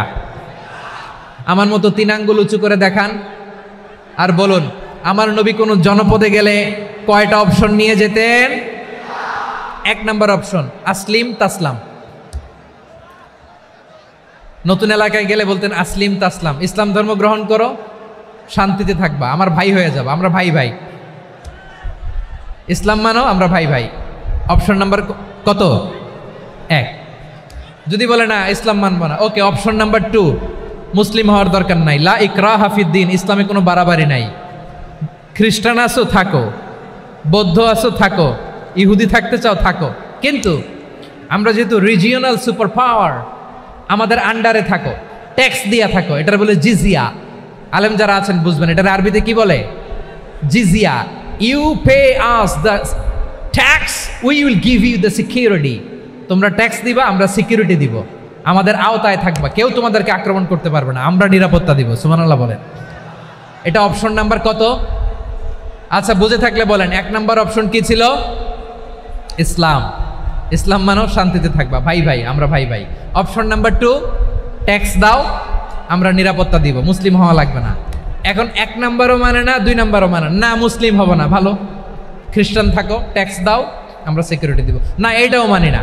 বিষ্ণু বলেন, তাহলে তলোয়ার আমাদের আর তোমাদের মাঝে ফয়সালা করবে। মুসলিমও হবো না, ট্যাক্স দিবা, নিরাপত্তা দিব, আমরা সুপার পাওয়ার, আমাদের আন্ডারে থাকবে, এইটাও না। তাহলে তোমাদেরকে তো আমরা বিশ্বাস করতে পারি না, কখন না কখন বিশ্বাসঘাতকতা করো, কার সাথে মিলে হাত মিলাও, তলোয়ার আমাদের মাঝে ফয়সালা করবে। তখন তিনি জেহাদের সশস্ত্র সংগ্রামের ঘোষণা দিতেন। সুবহানাল্লাহ পড়েন। দেখেন, পশ্চিমারা জেহাদকে এইভাবে চিত্রায়িত করে না। ওরা জেহাদ বলতে বোঝায় তলোয়ার, হাত কাটো, গলা কাটো, না। জেহাদ সশস্ত্র সংগ্রাম 3 নম্বরে। অধিকাংশ ক্ষেত্রেই বিশ্বনবীর সুন্দর আচরণ দেখে, আরে আমার নবীর যে নুরানি চেহারা, অনেকে তো কেবল সিরেফ চেহারাটা দেখেই কালিমা পড়ে মুসলমান হয়ে গিয়েছে। যারা মুসলিম হয় নাই তারা তাদের ইসলামেই বলবৎ ছিল, ট্যাক্স দিয়ে ইসলামের আন্ডারে ছিল। যারা এটাও মানে নাই, ওইটাও মানে নাই, তাদের বিরুদ্ধে জেহাদ। বিষ্ণু ইসলাম 7ম হিজরিতে যখন খায়বার বিজয়ের পরে ইসলাম রিজিওনাল সুপার পাওয়ার হিসেবে আত্মপ্রকাশ করলো, বিশ্বনবী চিঠি লিখলেন অন্যান্য সুপার পাওয়ারের কাছে, রাষ্ট্রীয় চিঠি লেখে এক রাষ্ট্রপ্রধান আরেক রাষ্ট্রপ্রধানের কাছে। ঠিক কিনা বলেন? জানেন না আপনারা? এই যে 24-এর ছাত্র নাগরিক অভ্যুত্থানে, এই অভ্যুত্থান যখন শুরু হয়, আমি তখন সাউথ আফ্রিকাতে, একটা স্ট্যাটাস দিয়েছিলাম, কোটা নয় গোটা দেশ সংস্কার করা লাগবে। শুধু বাংলাদেশ নয়, সারা বিশ্বের বাংলা ভাষাভাষী লোকেরা এই আন্দোলনের সাথে সমর্থন তারা করেছে, এটাকে সাপোর্ট করেছে, তারা সমর্থন দিয়েছে। আমাদের ইউনাইটেড আরব আমিরাতের বাংলাদেশি ভাইয়েরা, তারা সেখানে রাস্তায় নেমে এসেছিল, জানেন? ওইখানে ডেমনস্ট্রেশন করা যায় না, সেখানকার সরকার তাদেরকে যাবজ্জীবন দিয়েছিল। তখন আমাদের এই যে প্রধান উপদেষ্টা ডক্টর মোহাম্মদ ইউনূস সরাসরি G2G বলে, এটারে G2G, government to government, G2G, উনি চিঠি লিখলেন যে তাদেরকে, ইউর হাইনেস, হে সম্মানিত আমির, আপনি আমার এই চিঠির কারণে আমার সম্মানে এই 53 জন বাংলাদেশিকে মাফ করে দেন। এই চিঠির বদৌলতে বেকসুর খালাস পেয়ে গিয়েছিল আমাদের ভাইরা। জানেন না এই ঘটনা আপনারা? তাহলে গভর্নমেন্ট টু গভর্নমেন্ট চিঠি দেওয়া হয়। 7ম হিজরিতে বিষ্ণু ইসলাম সব সুপার পাওয়ারের কাছে চিঠি দিলেন, রোমান সম্রাটের কাছে, পারস্য অধিপতির কাছে, মিশরের অধিপতির কাছে, সবার কাছে চিঠি লিখলেন। চিঠির ভাষা ছিল এরকম, মিন মুহাম্মাদিন রাসূলিল্লাহ ইলা মুকাওকিস আযীমিল কিবত, মুহাম্মদ রাসূলুল্লাহর পক্ষ থেকে মিশরের বাদশার কাছে, আসলিম তাসলাম, ইসলাম মানো, শান্তিতে থাকবা, সালামুন আলা মান ইত্তাবা আল হুদা, শান্তি তার জন্য যে হেদায়েতের অনুসরণ করে। সুবহানাল্লাহ পড়েন। তো এই চিঠি অনেকে ভালোভাবে রিসিভ করেছে, অনেকে এই চিঠি পাওয়ার পরে নবীর কাছে আবার ইন রিটার্ন উপহার পাঠিয়েছে। কি পাঠিয়েছে? উপহার। মিশরের বাদশাহ মুকাউকেস তিনি বিশ্বনবীকে বিশাল এক উপহারের ডালি পাঠিয়েছেন। মিশরের বাদশাহ মুকাউকেস ছিলেন ধর্মে খ্রিস্টান। লালমনিরহাটের ভাইয়েরা আওয়াজ করে বলেন, মিশরের বাদশাহ ধর্মে কি ছিল? খ্রিস্টান। কি উপহার দিয়েছিল আমার নবীকে? শুনতে মনে চায়? আওয়াজ নাই লালমনিরহাটের গলায়, শুনতে মনে যায়? 1000 স্বর্ণ মুদ্রা, 1000 স্বর্ণ মুদ্রা। 2টা খ্রিস্টান দাসী, একজনের নাম মারিয়া বিনতে শামাউন আল কিবতিয়া, আরেকজনের নাম সিরিন বিনতে শামাউন আল কিবতিয়া। একজন খ্রিস্টান দাস 20 থান কাপড় জামা বানানোর জন্য, আমরা নবী যেন সেলাই করে জামা বানাতে পারে এজন্য 20 থান কাপড়, 20 থান ফাইন গার্মেন্ট। সুবহানাল্লাহ পড়বেন না? এরপরে একটা গাধা যেটার নাম ছিল উফাইর, আর একটা খচ্চর, এটার নাম ছিল দুলদুল। খচ্চর চিনেন? গাধা আর ঘোড়ার ক্রসিং এ যে প্রাণীটা দুনিয়াতে আসে ওটার খচ্চর বলে। তো এই যে সুপার পাওয়ার খ্রিস্টান বাদশার কাছে নবী চিঠি লিখলেন, ওই খ্রিস্টান বাদশাহ আমার নবীকে উপহার দিল। বিশ্বনবী এই উপহারগুলো সানন্দে গ্রহণ করেছে। সুবহানাল্লাহ পড়বেন না? তাহলে অমুসলিম কেউ যদি আপনাকে উপহার দেয়, হালাল উপহার হলে আপনি গ্রহণ করতে পারবেন। অনুরূপভাবে পারস্যের বাদশাহ, রোম সম্রাট বিশ্বনবীকে উপহার পাঠিয়েছেন। আমার নবী সবগুলো উপহার গিফট গ্রহণ করেছেন। সুবহানাল্লাহ বলেন। তাহলে প্রিয় লালমনিরহাট আওয়াজ করে বলুন, ইসলাম কি ন্যারো মাইন্ডেড রিলিজিয়ন না ব্রড মাইন্ডেড? আম্মাজান আয়েশার কাছে মাসালা জানতে চায় মেয়েরা, হে আম্মাজান, অগ্নি উপাসকেরা তাদের ঈদের দিন নওরোজের সময় আমাদেরকে পাখি দেয়, নেওয়া যাবে? উনি বললেন, ওরা জবাই করে দিলে নেওয়া যাবে না, কিন্তু ওরা যদি ফলমূল এরকম খাবার দেয় এগুলো নেওয়া যাবে। তার মানে অমুসলিমদের দেয়া উপহার এটা গ্রহণ করা যায়। সুবহানাল্লাহ বলেন। শুধু তাই নয়, বিষ্ণু ঈসা ইসলাম অমুসলিমদের সাথে আর্থিক লেনদেনও করেছেন, ফিনান্সিয়াল ডিলিং করেছেন। অমুসলিমদের সাথে প্রয়োজনে আপনি ফিনান্সিয়াল ডিলিং করতে পারবেন। আমরা প্রায় দেখি বাজারের মিষ্টির দোকানগুলো আমার হিন্দু ভাইদের। লালমনিরহাটে মিষ্টির দোকান, দইয়ের দোকান কারা চালায়? হিন্দুরা চালায় না? তারপরে যে বারবার শপ, চুল কাটে যে নাপিত, অধিকাংশ নাপিতের দোকানে কারা? আমার হিন্দু ভাইরা।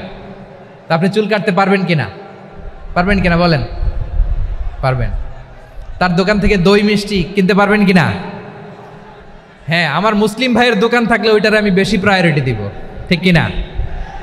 কিন্তু যদি তাদের সার্ভিস নিতে চান, প্রোডাক্ট নিতে চান, পারবেন। তার দলিল সহিহ বুখারী, আম্মা জান আয়েশা রাদিয়াল্লাহু তাআলা আনহা বলেন, ইশতারা রাসূলুল্লাহ সাল্লাল্লাহু আলাইহি ওয়াসাল্লাম মিন ইয়াহুদিয়িন তুআমান ওয়া রাহানাহু দিরআহু মিন হাদিদ।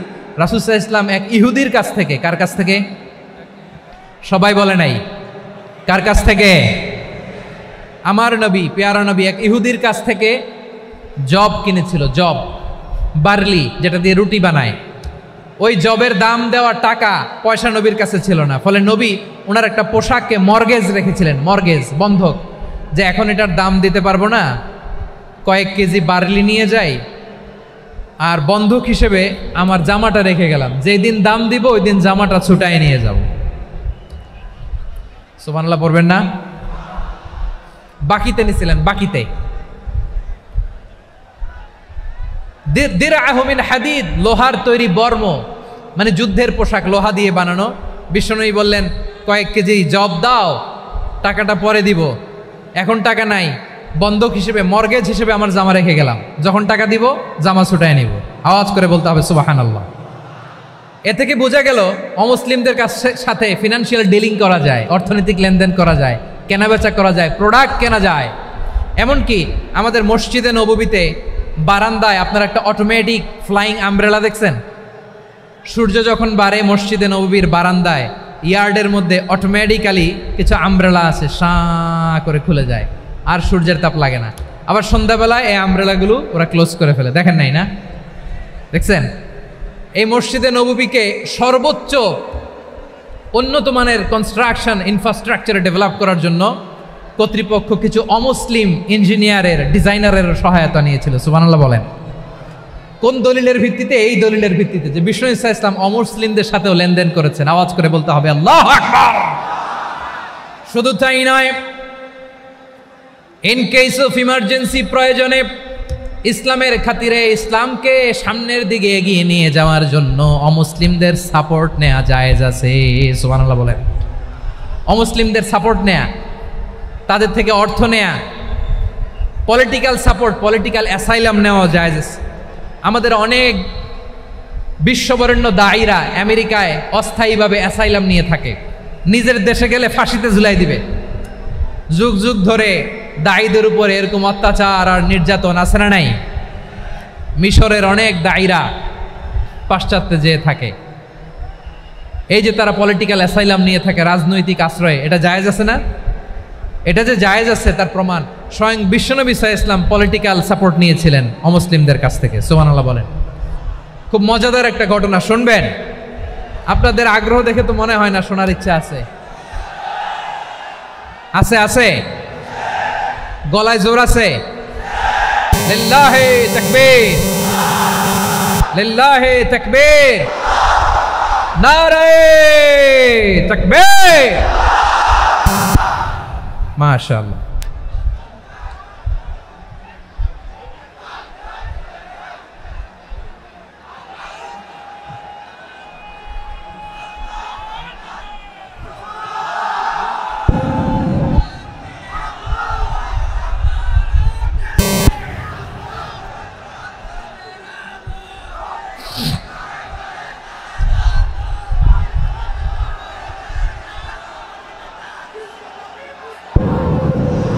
মাশাআল্লাহ মাশাআল্লাহ। থামুন থামুন আমার ভাইরা। বিশ্বনবীর বয়স তখন প্রায় 51 বছর। কত বছর?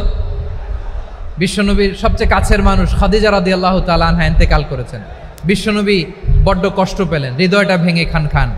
যিনি ঘরের ভেতরে বিশ্বনবীকে সান্ত্বনা দিতেন, ভালোবাসা দিতেন, বাইরে গেলে কুরাইশরা বকাঝকা করে, অত্যাচার করে, কিন্তু আম্মাজান খাদিজা রাদিয়াল্লাহু তাআলা আনহা ঘরটারে এমন শান্তির নীড় বানায় রেখেছেন, এই ঘরের ভিতরে ঢুকলে বিশ্বনবীর কলিজাটা ঠান্ডা হয়ে যেত। এজন্য রব্বুল আলামিন বলেন, খাদিজা, ও আমার বান্দি খাদিজা, জান্নাতে এমন স্পেশাল একটা ঘর আমি তোমার জন্য রেডি করে রেখেছি। ওই ঘরের মধ্যে কোনো আওয়াজ নাই, ওই ঘরের মধ্যে কোনো নয়েজ নাই, ওই ঘরে কোনো বিশৃঙ্খলা নাই। কারণ মক্কার জমিনে আমার নবী কুরাইশদের বিশৃঙ্খলা, নয়েজ আর ঝামেলাগুলোকে উপেক্ষা করে যখন তোমার ঘরের ভিতরে ঢুকতো, ঘরটারে তুমি শান্তির নীড়, ঠান্ডা, নীরব, নিস্তব্ধ, নিঝুম আর শান্তির নীড় বানিয়ে রেখেছ। এজন্য জান্নাতে স্পেশাল একটা শান্তির নীড় আমি তোমারে উপহার দেব। ওই প্রিয়তমা স্ত্রী খাদিজা ইন্তেকাল করলেন, বিশ্বনবীর হৃদয় ভেঙে খান খান। আবার ওনার চাচা আবু তালেব ইন্তেকাল করলেন, যিনি পলিটিক্যাল শেল্টার দিতেন নবীকে। কে দিতেন? আবু তালেবের ভয়ে, বিশ্বনবীর এই চাচার ভয়ে কোনো মুশরিক নবীর গায়ে হাত দেওয়ার সাহস পায় নাই। এখন স্ত্রীও নাই, চাচাও নাই, নবীকে আশ্রয় দেওয়ার কেউ নাই। নবীর চারদিকে অন্ধকার। নবী এখন কই যাবেন? আমার পেয়ারা নবী নতুন স্টেশন খুঁজতেছেন, নতুন দাওয়াতি প্ল্যাটফর্ম খুঁজতেছেন। তিনি যায়েদ বিন হারেসা রাদিয়াল্লাহু তাআলা আনহুকে নিয়ে মক্কার পাশের একটা নেইবরিং সিটি তায়েফে চলে গেলেন। কোথায় চলে গেলেন? লালমনিরহাটের ভাইয়ের আওয়াজ করে বলেন, কোথায় গেলেন? তায়েফে চলে গেলেন দিনের দাওয়াত দেওয়ার জন্য। কি দেওয়ার জন্য? নাকি জমি কিনতে গেছিলেন? জমি কিনতে? দুনিয়ার যশ খ্যাতির জন্য? নিজের কোনো লাভের জন্য? তায়েফবাসীদেরকে জাহান্নামের আগুন থেকে বাঁচানোর জন্য। আওয়াজ করে বলতে হবে ঠিক কিনা? বিশ্বনবী বিশাল মরুপথ, পাহাড়ি পথ পাড়ি দিয়ে তায়েফের মরুজমিনে গেলেন কোরআনের দাওয়াত নিয়ে, ইমানের দাওয়াত নিয়ে। কিন্তু তায়েফের লোকেরা বিশ্বনবীর দাওয়াতকে শুধু প্রত্যাখ্যান করেই থামে নাই, তারা বিশ্বনবীর সাথে অত্যন্ত খারাপ আচরণ করেছে। বিশ্বনবীকে শারীরিকভাবে হেনস্থা করেছে, আমার নবীকে শারীরিকভাবে অত্যাচার করেছে, আমার পেয়ারা নবীর গায়ে পাথর মেরেছে। বিশ্বনবীর গা বেয়ে ঝরঝর করে রক্ত ঝরেছে, নবী জামিনের মধ্যে লুটিয়ে পড়েছেন, আবার মেরেছে, আবার নবী হাঁটতে শুরু করলেন, পেছন থেকে আবার মেরেছে, আবার নবী রক্তাক্ত হয়ে জামিনের মধ্যে লুটিয়ে পড়লেন, আবার মেরেছে। বিশ্বনবীর মতো এত সুশ্রী মানব, বিশ্বনবীর মতো এত শুভ্র মানব, বিশ্বনবীর মতো এমন চমৎকার দেহাবয়ব দিয়ে রব্বুল আলামিন কাউকে বানান নাই। এরকম চমৎকার মানুষটাকে তারা তায়েফের ওই জামিনে রক্তাক্ত করেছে। বিশ্বনবী দুনিয়ার কোনো স্বার্থের জন্য সেখানে যান নাই, নিজের কোনো লাভের জন্য, প্রাপ্তির জন্য যান নাই, তায়েফবাসীদের জাহান্নামের আগুন থেকে বাঁচাতে গিয়েছেন। ঠিক কিনা বলেন?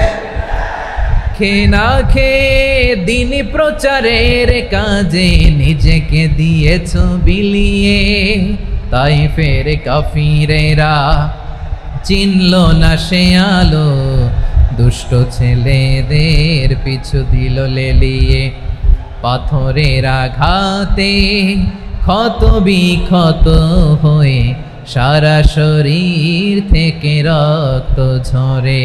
হে রাসূল তোমাকে ভুলি আমি কেমন করে, হে রাসূল তোমাকে ভুলি আমি কেমন করে।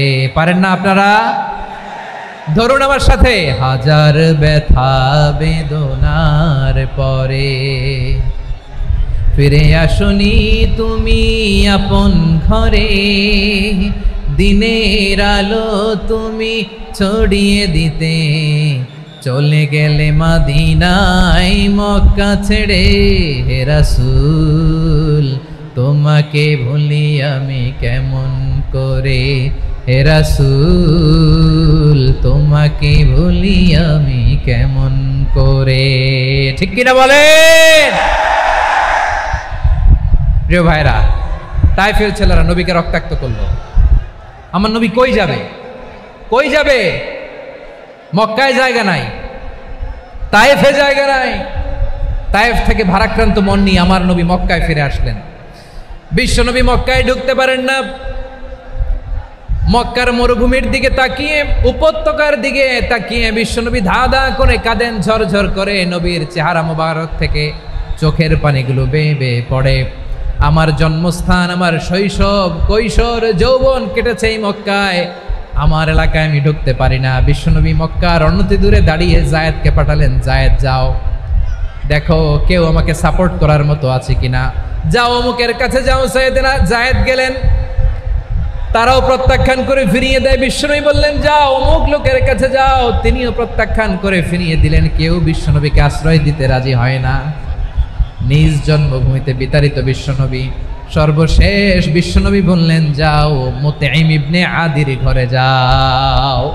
মুতঈম ইবনে আদি মুশরিক, তার কাছে যাও। গেলেন, মুতঈম ইবনে আদি রাজি হয়ে গেল। সুবহানাল্লাহ বলেন। দেখেন অনেক বিপদের সময়ও আমি নিজে সাক্ষী, সামাজিকভাবে রাজনৈতিকভাবে কত ঝঞ্ঝা, কত ষড়যন্ত্র, কত কনস্পাইরেসি পাড়ি দিয়ে আমাদেরকে সামনে এগিয়ে যেতে হয়। এই শত্রুদের ভেতরেও একজনকে দাঁড় করিয়ে দেয় যে আল্লাহর কোরআনের জন্য রেডি হয়ে যায়। পড়েন সুবহানাল্লাহ। মুতঈম ইবনে আদি, আল্লাহ তার মনকে নরম করে দিলেন। মুতঈম বলে মুহাম্মদ আমি তোমাকে আশ্রয় দিব। তার দুই ছেলেকে পাঠালেন, যাও খোলা তলোয়ার নিয়ে, স্কট দিয়ে, গার্ড অফ অনার দিয়ে মুহাম্মদকে মক্কায় ঢুকাও, আর বলো আমি আমান দেব। আমান কি দিব? আমান মানে সিকিউরিটি, নিরাপত্তা। সিকিউরিটি ছাড়া, আমান দেওয়া ছাড়া কেউ থাকতে পারতো না মক্কায়। দুই ছেলে বিষ্ণু ইসা ইসলামকে নিয়ে আসলো। নবী কাবার চারদিকে তাওয়াফ করলেন, নামাজ পড়লেন। আবু জাহেল, উতবা, শাইবা, ওয়ালিদ ইবনে মুগীরা সবাই দেখে, কেউ কিছু করতে পারে না। কারণ মুতঈম ইবনে আদি ঘোষণা দিয়েছেন আমি মুহাম্মদকে আমান দিয়েছি, মুহাম্মদের গায়ে যেন কেউ স্পর্শ না করে। আওয়াজ করে পড়েন সুবহানাল্লাহ। নবীর এই বিপদকালে মুহূর্তে মুতঈমের হৃদয়টারে নরম করে দিল কে? আচ্ছা লালমনির হাটের ভাইয়েরা বলেন, এই মুতঈম কি মুসলিম ছিল না মুশরিক? সবাই বলতে হবে মুসলিম না মুশরিক? তাহলে মুশরিকের কাছ থেকে নবী পলিটিক্যাল অ্যাসাইলাম, আধুনিক রাষ্ট্রবিজ্ঞানের ভাষায় পলিটিক্যাল অ্যাসাইলাম, যেটাকে বলে রাজনৈতিক আশ্রয়, ওনার আমান বা নিরাপত্তার এই ঘোষণায় তিনি মক্কায় ঢুকলেন। যতদিন নিরাপত্তা ছিল ছিলেন। মুতঈম যখন মারা গেল, বিষ্ণু ইসলাম হিজরত করে মদিনায় চলে গেলেন। সুবহানাল্লাহ। কিন্তু মুতঈম যে বিশ্বনবীর উপকার করছে এটা বিশ্বনবী ভুলে নাই। আমাদের অনেকে আছে উপকার করার পরে আর খেয়াল থাকে না, খাওয়ার পরে গলা দিয়ে নামলে আর খেয়াল থাকে না। এরকম আছে না নাই? আমার নবী বলে নাই, বদরের প্রান্তরে 70 জন কাফেরকে যখন বন্দি করে বিশ্বনবীর সামনে হাঁটু গেড়ে দাঁড় করানো হলো, বসানো হলো, 70 জন কাফের। কয়জন? বিশ্বনবী তাদের দিকে তাকিয়ে বললেন, সহিহ বুখারীর বর্ণনা, লাউ কানাল মুতঈম ইবনু আদি হাইয়ান সুম্মা কাল্লামানি হাউলাইন নাতনা লা তারাকতুহুম লাহু। বদরের প্রান্তরে 70 জন বন্দি কাফিরের দিকে তাকিয়ে আমার নবী বললেন, আজকে মুতঈম ইবনে আদি যদি বেঁচে থাকতো আর তোমাদের 70 জনের ব্যাপারে যদি মুতঈম এক বাক্যে একটা সুপারিশ করত, তার সম্মানে আজকে তোদের সবাইরে আমি মাফ করে দিতাম। সুবহানাল্লাহ নাই? ওই যে চিল্লাচিল্লি যে কথা বোঝে নাই, কোন জিনিস মিস করছে ওরা নিজেরাও বোঝে নাই। বিশ্বনবী মুতঈমের এই সাহায্যের কথা বলে নাই। 70 জন মুশরিক হাঁটু গেড়ে বসা, নবী চাইলে এখনই এক্সিকিউশন অর্ডার দিতে পারে। তিনি বললেন, আজকে যদি মুতঈম বেঁচে থাকতো আর মুতঈম যদি তোদের জন্য সুপারিশ করতে, এই আবর্জনাগুলোর ব্যাপারে সুপারিশ করতে, আমি মুহূর্তেই তোদেরকে এমনি মাফ করে দিতাম। এবার বলেন, ইসলাম কি ন্যারো মাইন্ডেড না ব্রড মাইন্ডেড? শুধু তাই নয়, যাকে যে সম্মান দেয়ার আমার নবী দিতেন, হোক আস্তিক হোক নাস্তিক, হোক মুসলিম হোক অমুসলিম। বিষ্ণু ইসলাম যখন রোমান সম্রাটের কাছে চিঠি লিখেছেন, আমার প্রিয় লালমনিরহাটের ভাইরা, অল্প কয়েক মিনিট কয়েকটা জরুরি কথা বলবো, এদিকে তাকান, এদিকে তাকান। রোমান সম্রাটের কাছে বিশ্বনবী যখন চিঠি লিখলেন মিন মুহাম্মদ রাসূলিল্লাহ ইলা হিরাকলা আযীমির রোম, মুহাম্মদের পক্ষ থেকে হিরাক্লিয়াসের কাছে, যিনি হচ্ছেন আযীমির রোম। এটা নবী নিজ থেকে বানায় লিখছেন অতিরিক্ত সম্মান দিয়ে। কোন রাষ্ট্রপ্রধান যখন আসে তাদেরকে আমরা কি বলি জানেন? তার নামের শেষে HE এটা লিখতে হয়, H.E. মানে হিজ এক্সেলেন্সি। কি লেখে? হিজ এক্সেলেন্টি, অথবা ইউর হাইনেস, ইউর ম্যাজেস্টি।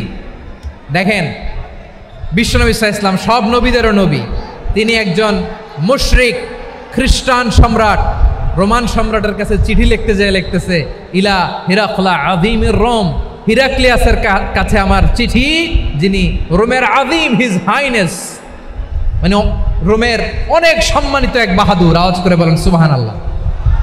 তার মানে যাকে যে সম্মান দেয়ার এটা বিশ্বনবী দিতেন। এমনকি যেই ইহুদিরা ভালো ছিল, এই ইহুদিদেরও প্রশংসা করেছেন বিশ্বনবী মুহাম্মদুর রাসূলুল্লাহ সাল্লাল্লাহু আলাইহি ওয়াসাল্লাম। এক ইহুদির প্রশংসা করেছেন বিশ্বনবী। ইহুদির কার? আমি তো আমার ভাইয়ের প্রশংসা করি না, আমি তো এক আলেম আরেক আলেমরে স্পেস দেই না, আমি তো এক দায়ী আরেক দায়ীর সাথে বসতে চাই না। আমার নবী ইহুদির প্রশংসা করে। কার প্রশংসা? ওই ইহুদির নাম ছিল মুখাইরিক। সিরাত গ্রন্থ ঘাটলে পাবেন।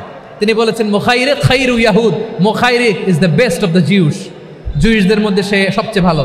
কেন প্রশংসা করলেন তার? এর কারণ মদিনা চার্টারে কথা ছিল সব ধর্মের মুসলিম মুশরিক ইহুদিরা মিলে মদিনাকে রক্ষা করবে। কিন্তু 3য় হিজরিতে যখন উহুদের যুদ্ধ শুরু হলো, সবার কথা ছিল যেই আক্রমণ করে আমরা মদিনাকে বাঁচাবো। কোন শহরকে বাঁচাবো? মদিনাকে। কিন্তু কুরাইশরা যখন অ্যাটাক করলো, ইহুদিরা আর আসে না, ইহুদিরা আর বেরোয় না। বিষ্ণু বললেন, ওহে ইহুদিরা, তোমরা না চুক্তি করলে আমার সাথে যে মদিনা বাঁচাতে সবাই ঝাঁপিয়ে পড়বো, আসো। একটা ইহুদিও বেরোয় না, কেউ আসে নাই সেদিন, একজন ছাড়া। তার নাম মুখাইরেক। তার নাম কি? মুখাইরেক বাহাদুরের মতো ঘোড়সাওয়ার হয়ে বেরিয়ে গেলেন এবং বললেন, গোটা ইহুদি সাম্রাজ্যের একজনও যদি না আসে, আমি মুখাইরেককে কেউ ঘরে আটকে রাখতে পারবে না। বেরিয়ে আসলেন, এসে বললেন, আমি মুহাম্মদের পক্ষে যুদ্ধ করব। আমি মারা গেলে আমার সম্পদ আমার উত্তরাধিকারীরা পাবে না, আমার সম্পদ তোমরা মুহাম্মদকে দিয়ে দিবা। সুবহানাল্লাহ বলেন। উহুদের ময়দানে 70 জন মুসলমান শহীদ হলো। এই ইহুদি, সেও মুসলমানের পক্ষে যুদ্ধ করে নিহত হলো। সুবহানাল্লাহ বলেন। মুসলিমদের লাশ যখন নিয়ে আসা হলো, এই মুখাইরিকের লাশও নিয়ে আসা হলো। মুসলিমদের লাশের পাশে মুখাইরিকের লাশ দেখে বিশ্বনবী মুখাইরিকের প্রতি অনেক খুশি হলেন। আর বিশ্বনবী খুশি হয়ে বললেন, মুখাইরিক খায়রু ইয়াহুদ, মুখাইরিক যদিও তুমি ইহুদি, তারপরে তুমি সব ইহুদিদের মধ্যে সেরা ইহুদি পড়েন সুবহানাল্লাহ। আমার নবী ইহুদিকেও সম্মান দিতে কার্পণ্য করে নাই, আওয়াজ করে বলেন আল্লাহু আকবার। প্রিয় ভাইরা, এবার সর্বশেষ আওয়াজ করে বলেন, ইসলাম কি ন্যারো মাইন্ডেড নাকি ব্রড মাইন্ডেড? সবাই বলেন ন্যারো মাইন্ডেড না ব্রড মাইন্ডেড?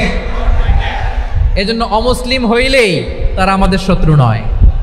শত্রু কারা? এই লালমনিরহাটের ভাইয়েরা শোনেন, শত্রু কারা? যে সমস্ত অমুসলিম আমাদেরকে নিশ্চিহ্ন করে দিতে চায়, যে সমস্ত অমুসলিম আমাদের ভূখণ্ড থেকে আমাদেরকে তাড়িয়ে দিতে চায়, যে সমস্ত অমুসলিম আমার ধর্ম নিয়ে তুচ্ছতাচ্ছিল্য করে চিল্লায় বলেন ঠিক কিনা, তারা আমাদের শত্রু। সাধারণ অমুসলিমরা আমার শত্রু নয়। এই যে হিন্দুরা থাকে এরা আমার ভাই, বৌদ্ধরা আমার ভাই, খ্রিস্টানরা আমার ভাই, ইহুদিরা আমার ভাই। তারা দিনই ভাই নয়, তারা মায়ের পেটের ভাই নয়, তারা মানবিক দিক থেকে ভাই। ও মানুষ, আমিও মানুষ। ইসলাম মানুষকে সম্মান করে, চিল্লায় বলো ঠিক কিনা। যারা আমাদের অস্তিত্বকে নিশ্চিহ্ন করতে চায়, যারা আমাদের ভূখণ্ডকে দখল করতে চায়, যারা আমাদেরকে নিয়ে মকারি করে, ফান করে, টিটকারি করে, আমার ধর্ম নিয়ে খেলা করে, তাচ্ছিল্য করে, ওদের বিরুদ্ধে আমাদের জিহাদ। সাধারণ মুসলিম আমাদের শত্রু নয়। আপনি জানেন নিউ ইয়র্কে, আমি তো নিউ ইয়র্কে ছিলাম অনেকদিন, ওখানে ফিলিস্তিনিদের পক্ষে যখন আমরা মিছিল করেছি, অনেক ইহুদি আমাদের সাথে মিছিলে দাঁড়িয়েছে। কারণ ওরাও জানে এই ভূখণ্ড ফিলিস্তিনিদের ভূখণ্ড। আওয়াজ করে বলো লালমনিরহাট ঠিক কিনা। ইসরায়েলের রাজধানী খোদ তেল আবিবে অনেক ইহুদিরা বেঞ্জামিন নেতানিয়াহু তার বিরুদ্ধে মিছিল করেছে। তো তারা কি আমাদের শত্রু? না। অনেক খ্রিস্টান আমাদের সাথে আমাদের স্বার্থ রক্ষায় আমাদের পাশে দাঁড়িয়েছে। খেয়াল রাখবেন, হিন্দু আর হিন্দুত্ববাদ এক নয়, ইহুদি ধর্ম আর জায়নিজম এক নয়। জায়নিজমের বিরুদ্ধে আমাদের সংগ্রাম, আমাদের জেহাদ, চিল্লায় বলেন ঠিক কিনা। এই যে ফিলিস্তিনের ভাইয়েরা, তারা তাদের স্বাধীনতা সংগ্রামের জন্য লড়াই করছে, করে যাচ্ছে, আমরা এটাকে সমর্থন জানাই, চিল্লায় বলো ঠিক কিনা। কাশ্মীরের ভাইয়েরা স্বাধীনতার জন্য সংগ্রাম করছে, আমরা সেই সংগ্রামকে সমর্থন জানাই, আওয়াজ করে বলো ঠিক কিনা। যারাই আমাদের ইসলামকে নিশ্চিহ্ন করতে চায় তাদের বিরুদ্ধে আমাদের সংগ্রাম, আওয়াজ করে বলতে হবে ঠিক কিনা। ওই সমস্ত দুর্বৃত্তদের সাথে আমাদের কোনো সম্পর্ক নাই। আমরা যদি ঐক্যবদ্ধ থাকতে পারি, ওই দুর্বৃত্তরা চান্স পাবে না। আমরা ঐক্যবদ্ধ থাকতে রাজি আছি। লালমনিরহাটের ভাইয়েরা, আমরা ঐক্যবদ্ধ থাকলে ওই দুর্বৃত্তদের কালো হাত ভেঙে দিতে আমাদের সময় লাগবে না। তাদের কালো হাত ভেঙে দিতে রাজি আছো মুসলমান? কারা কারা রাজি? দু হাত তুলে দেখাও।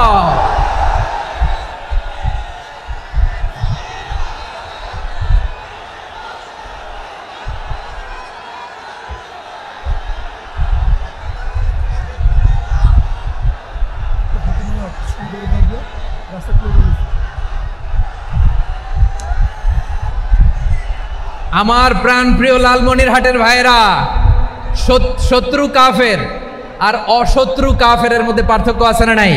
আবু তালেবও মুশরিক, আবু জাহেলও মুশরিক, কিন্তু দুই মুশরিকে পার্থক্য আছে না নাই?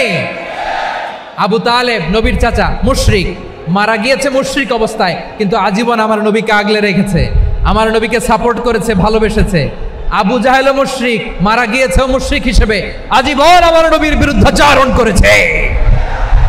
আবু জাহেলের শক্তি, সামর্থ্য, স্ট্র্যাটেজি, প্ল্যান সব আমার নবীর বিরুদ্ধে ছিল। এই আবু জাহেলের কারণে একটা দিন শান্তিতে আমার নবী মক্কায় ঘুমাতে পারে নাই, চিল্লায় বলেন ঠিক কিনা। এজন্য রব্বুল আলামিন বলেন, লা ইয়ানহাকুমুল্লাহু আনিল্লাযীনা লাম ইউকাতিলুকুম ফিদ-দীনি ওয়া লাম ইখরিজুকুম মিন দিয়ারিকুম আন তাবাররুহুম ওয়া তুকসিতু ইলাইহিম ইন্নাল্লাহা ইউহিব্বুল মুকসিতিন।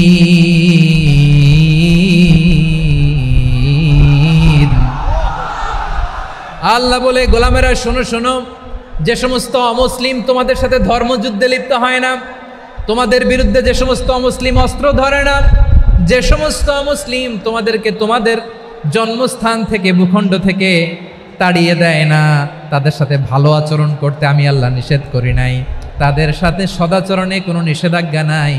বরং তাদের সাথে সদাচরণ করো, এটাই আমি আল্লাহ চাই। তাহলে আমার যে অমুসলিমরা আমাদের সাথে শত্রুতা করে না, তুচ্ছতাচ্ছিল্য করে না, আমাদের ভূমি থেকে আমাদেরকে উচ্ছেদ করতে চায় না, আমাদের বিরুদ্ধে অস্ত্র ধরে না, ওই অমুসলিম ভাইদের সাথে আমাদের কোনো দ্বন্দ্ব আছে? কোনো বিরোধ আছে? বরং আছে ভালোবাসা। বরং আছে কি? এই ভালোবাসা দিয়েই আমরা বিশ্ব জয় করবো। রাজি আছো মুসলমান? আমাদের পুঁজি ভালোবাসা। আমাদের পুঁজি কি? এবার আওয়াজ করে বলেন আমার এই পুরো আলোচনা থেকে, the religious coexistence, peaceful coexistence, শান্তিপূর্ণ সহাবস্থান, কমিউনাল হারমোনি, এই সাম্প্রদায়িক সম্প্রীতি, এই আলোচনা থেকে কি বুঝলেন? ইসলাম কি ন্যারো মাইন্ডেড না ব্রড মাইন্ডেড? এই ব্রড মাইন্ডেড হৃদয় নিয়ে ভালোবাসা দিয়ে আমরা বিশ্ব জয় করতে চাই। রাজি আছেন? আল্লাহ কবুল করুক। আমরা সবাই পড়ি আমিন। লালমনিরহাটের জেলা স্টেডিয়ামে আমার প্রিয় মায়েরা বোনেরা, আপনাদের জন্য একটা হাদিস বলে শেষ করব। বিশ্বনবী বলেন, আমার মায়েরা খেয়াল করে শুনুন, বিশ্বনবী আপনাদের উদ্দেশ্য করে বলেন, আল মারআতু ইযা সাল্লাত খামসাহা ওয়া সামাত শাহরাহা হাফিজাত ফুরুজাহা আতাআত বা'লাহা ফালতাদখুল মিন আইয়ি আবওয়াবিল জান্নাতি শাআত। বিশ্বনবী বলেন, ও রমণীরা, ও নারীরা, যে সমস্ত নারী এই 4টা কাজ করবে, এই 4টা কাজের গ্যারান্টি দিবে, তাদেরকে জান্নাতের 8টা দরজার গ্যারান্টি দেয়া হবে। কি 4টা কাজ? 1 নম্বর, আল মারআতু ইযা সাল্লাত খামসাহা, যে নারী 5 ওয়াক্ত নামাজ পড়ে। কি করে? জেলা স্টেডিয়ামে অবস্থানরত আমার নারীরা বোনেরা, বিশ্বনবী আপনাদেরকে 4টা কাজের কথা বলেছেন, খুব বেশি না। 4টা করলে 8 জান্নাতের দরজা সব খোলা। কোনটা দিয়ে যাবেন? যেটা দিয়ে মনে চায়। 1 নম্বর 5 ওয়াক্ত নামাজ। আমার বোনেরা জোহরের নামাজ পড়তে পড়তে এটা আসরে নিয়ে যায়, আসর পড়তে পড়তে এটা মাগরিবে নিয়ে যায়। এরকম আসরা নাই? লালমনিরহাটে হয়তো নাই। আমার বোনেরা এটা করবেন না। ইন্নাস সালাতা কানাত আলাল মুমিনিনা কিতাবাম মাওকুতা, সময় মতো পড়বেন। সামাত শাহরা, রমাদানের রোজাগুলো রাখবেন। হাফিজাত ফুরুজাহা, যে নারী তার চরিত্রকে হেফাজত করে, তার প্রাইভেট হেফাজত করে, তার লজ্জাস্থান হেফাজত করে। ও মায়েরা, আপনার এই গর্ভ যে কত দামি আপনি জানেন না। আপনার এই গর্ভ থেকে জন্মাবে আগামীর সালাহুদ্দিন আল আইয়ুবী। আপনার গর্ভ থেকেই জন্মাবে ইমাম আল মাহদি আল মুনতাজার। আপনার পেট থেকে জন্মাবে আবু সাইদের মতো বীর সৈনিক। আপনার পেট থেকে জন্মাবে মুগ্ধের মতো বীর মুজাহিদ। আপনি জানেন না কে আসবে আপনার পেট থেকে। সময়টাকে কাজে লাগান, ইসলামকে বুঝেন, মানেন, আমাদের ইসলামিক লেকচারগুলো শোনেন। আমরা যে বার্তাগুলো, ইনস্ট্রাকশনগুলো, দিক নির্দেশনাগুলো আপনাদের খেদমতে রাখি, এগুলো মেনে চলুন। আপনিই পারেন আপনার ঘরটাকে জান্নাতের টুকরা বানাতে। একটা family, it's a very big institution and you are the MD, the managing director of this institution. চিল্লায় বলেন ঠিক কিনা? চাইলেই পারেন ঘরটারে জান্নাতের টুকরা বানাতে। 5 ওয়াক্ত সালাত, রমাদানের রোজা, নিজের চরিত্রের হেফাজত, ও আতাআত বা'লাহা, স্বামীর আনুগত্য। এটাতে অনেকে ভুল করে থাকে। হায় রে আমার বোনেরা, স্বামীর আনুগত্যকে এটা নিজের অপমান মনে করবেন না। আপনার স্বামী আপনার সবচেয়ে বড় গার্ডিয়ান, তিনি আপনার সবচেয়ে ভালো চায়। নারী কখনো গার্ডিয়ানশিপের বাইরে থাকতে পারে না। হয় আপনি বাবার গার্ডিয়ানশিপের ভেতরে, বাপ না থাকলে ভাই আপনার গার্ডিয়ান, ভাই না থাকলে চাচা গার্ডিয়ান, বিয়ের পরে আপনার স্বামী আপনার গার্ডিয়ান। শরিয়া সম্মত স্বামীর আদেশগুলো আপনি মেনে চলবেন, কিন্তু শরিয়া বিরুদ্ধ কোনো আদেশ মানতে আপনি বাধ্য নয়। আওয়াজ করে বলুন সবাই ঠিক কিনা? এই 4টা কাজ যদি কোনো নারী করে, বিশ্বনবী বলেন জান্নাতের 8টা দরজা খোলা। তোমার যেটা দিয়ে মনে চায় সেটা দিয়ে জান্নাতে তুমি এন্ট্রি নিতে পারবা। আমরা এখানে লালমনিরহাটের সোহরাওয়ার্দী ময়দানে আজকে যেমন একত্রিত হতে পারলাম, আল্লাহর জান্নাতেও যেন একত্রিত হতে পারে। আল্লাহ তুমি তৌফিক দান করো। আল্লাহ আমার এই কলিজার টুকরা যুবক ভাইদেরকে তুমি ওমরে ফারুকের মতো কবুল করো। জেলা স্টেডিয়ামে অবস্থানরত আমার মা বোনদেরকে তুমি ফাতেমার মতো, খাদিজার মতো কবুল করো। আমাদের কলিজার টুকরা সন্তানদেরকে তুমি সালাউদ্দিন আল আইয়ুবীর মতো কবুল করো। এই যে ইসলামিক সোসাইটি লালমনিরহাটকে আল্লাহ তুমি কবুল করো। আল্লাহ যে কথাগুলো বললাম এগুলো প্রথমে আমাকে, আমার সব ভাইদেরকে আমল করার তৌফিক দান করো।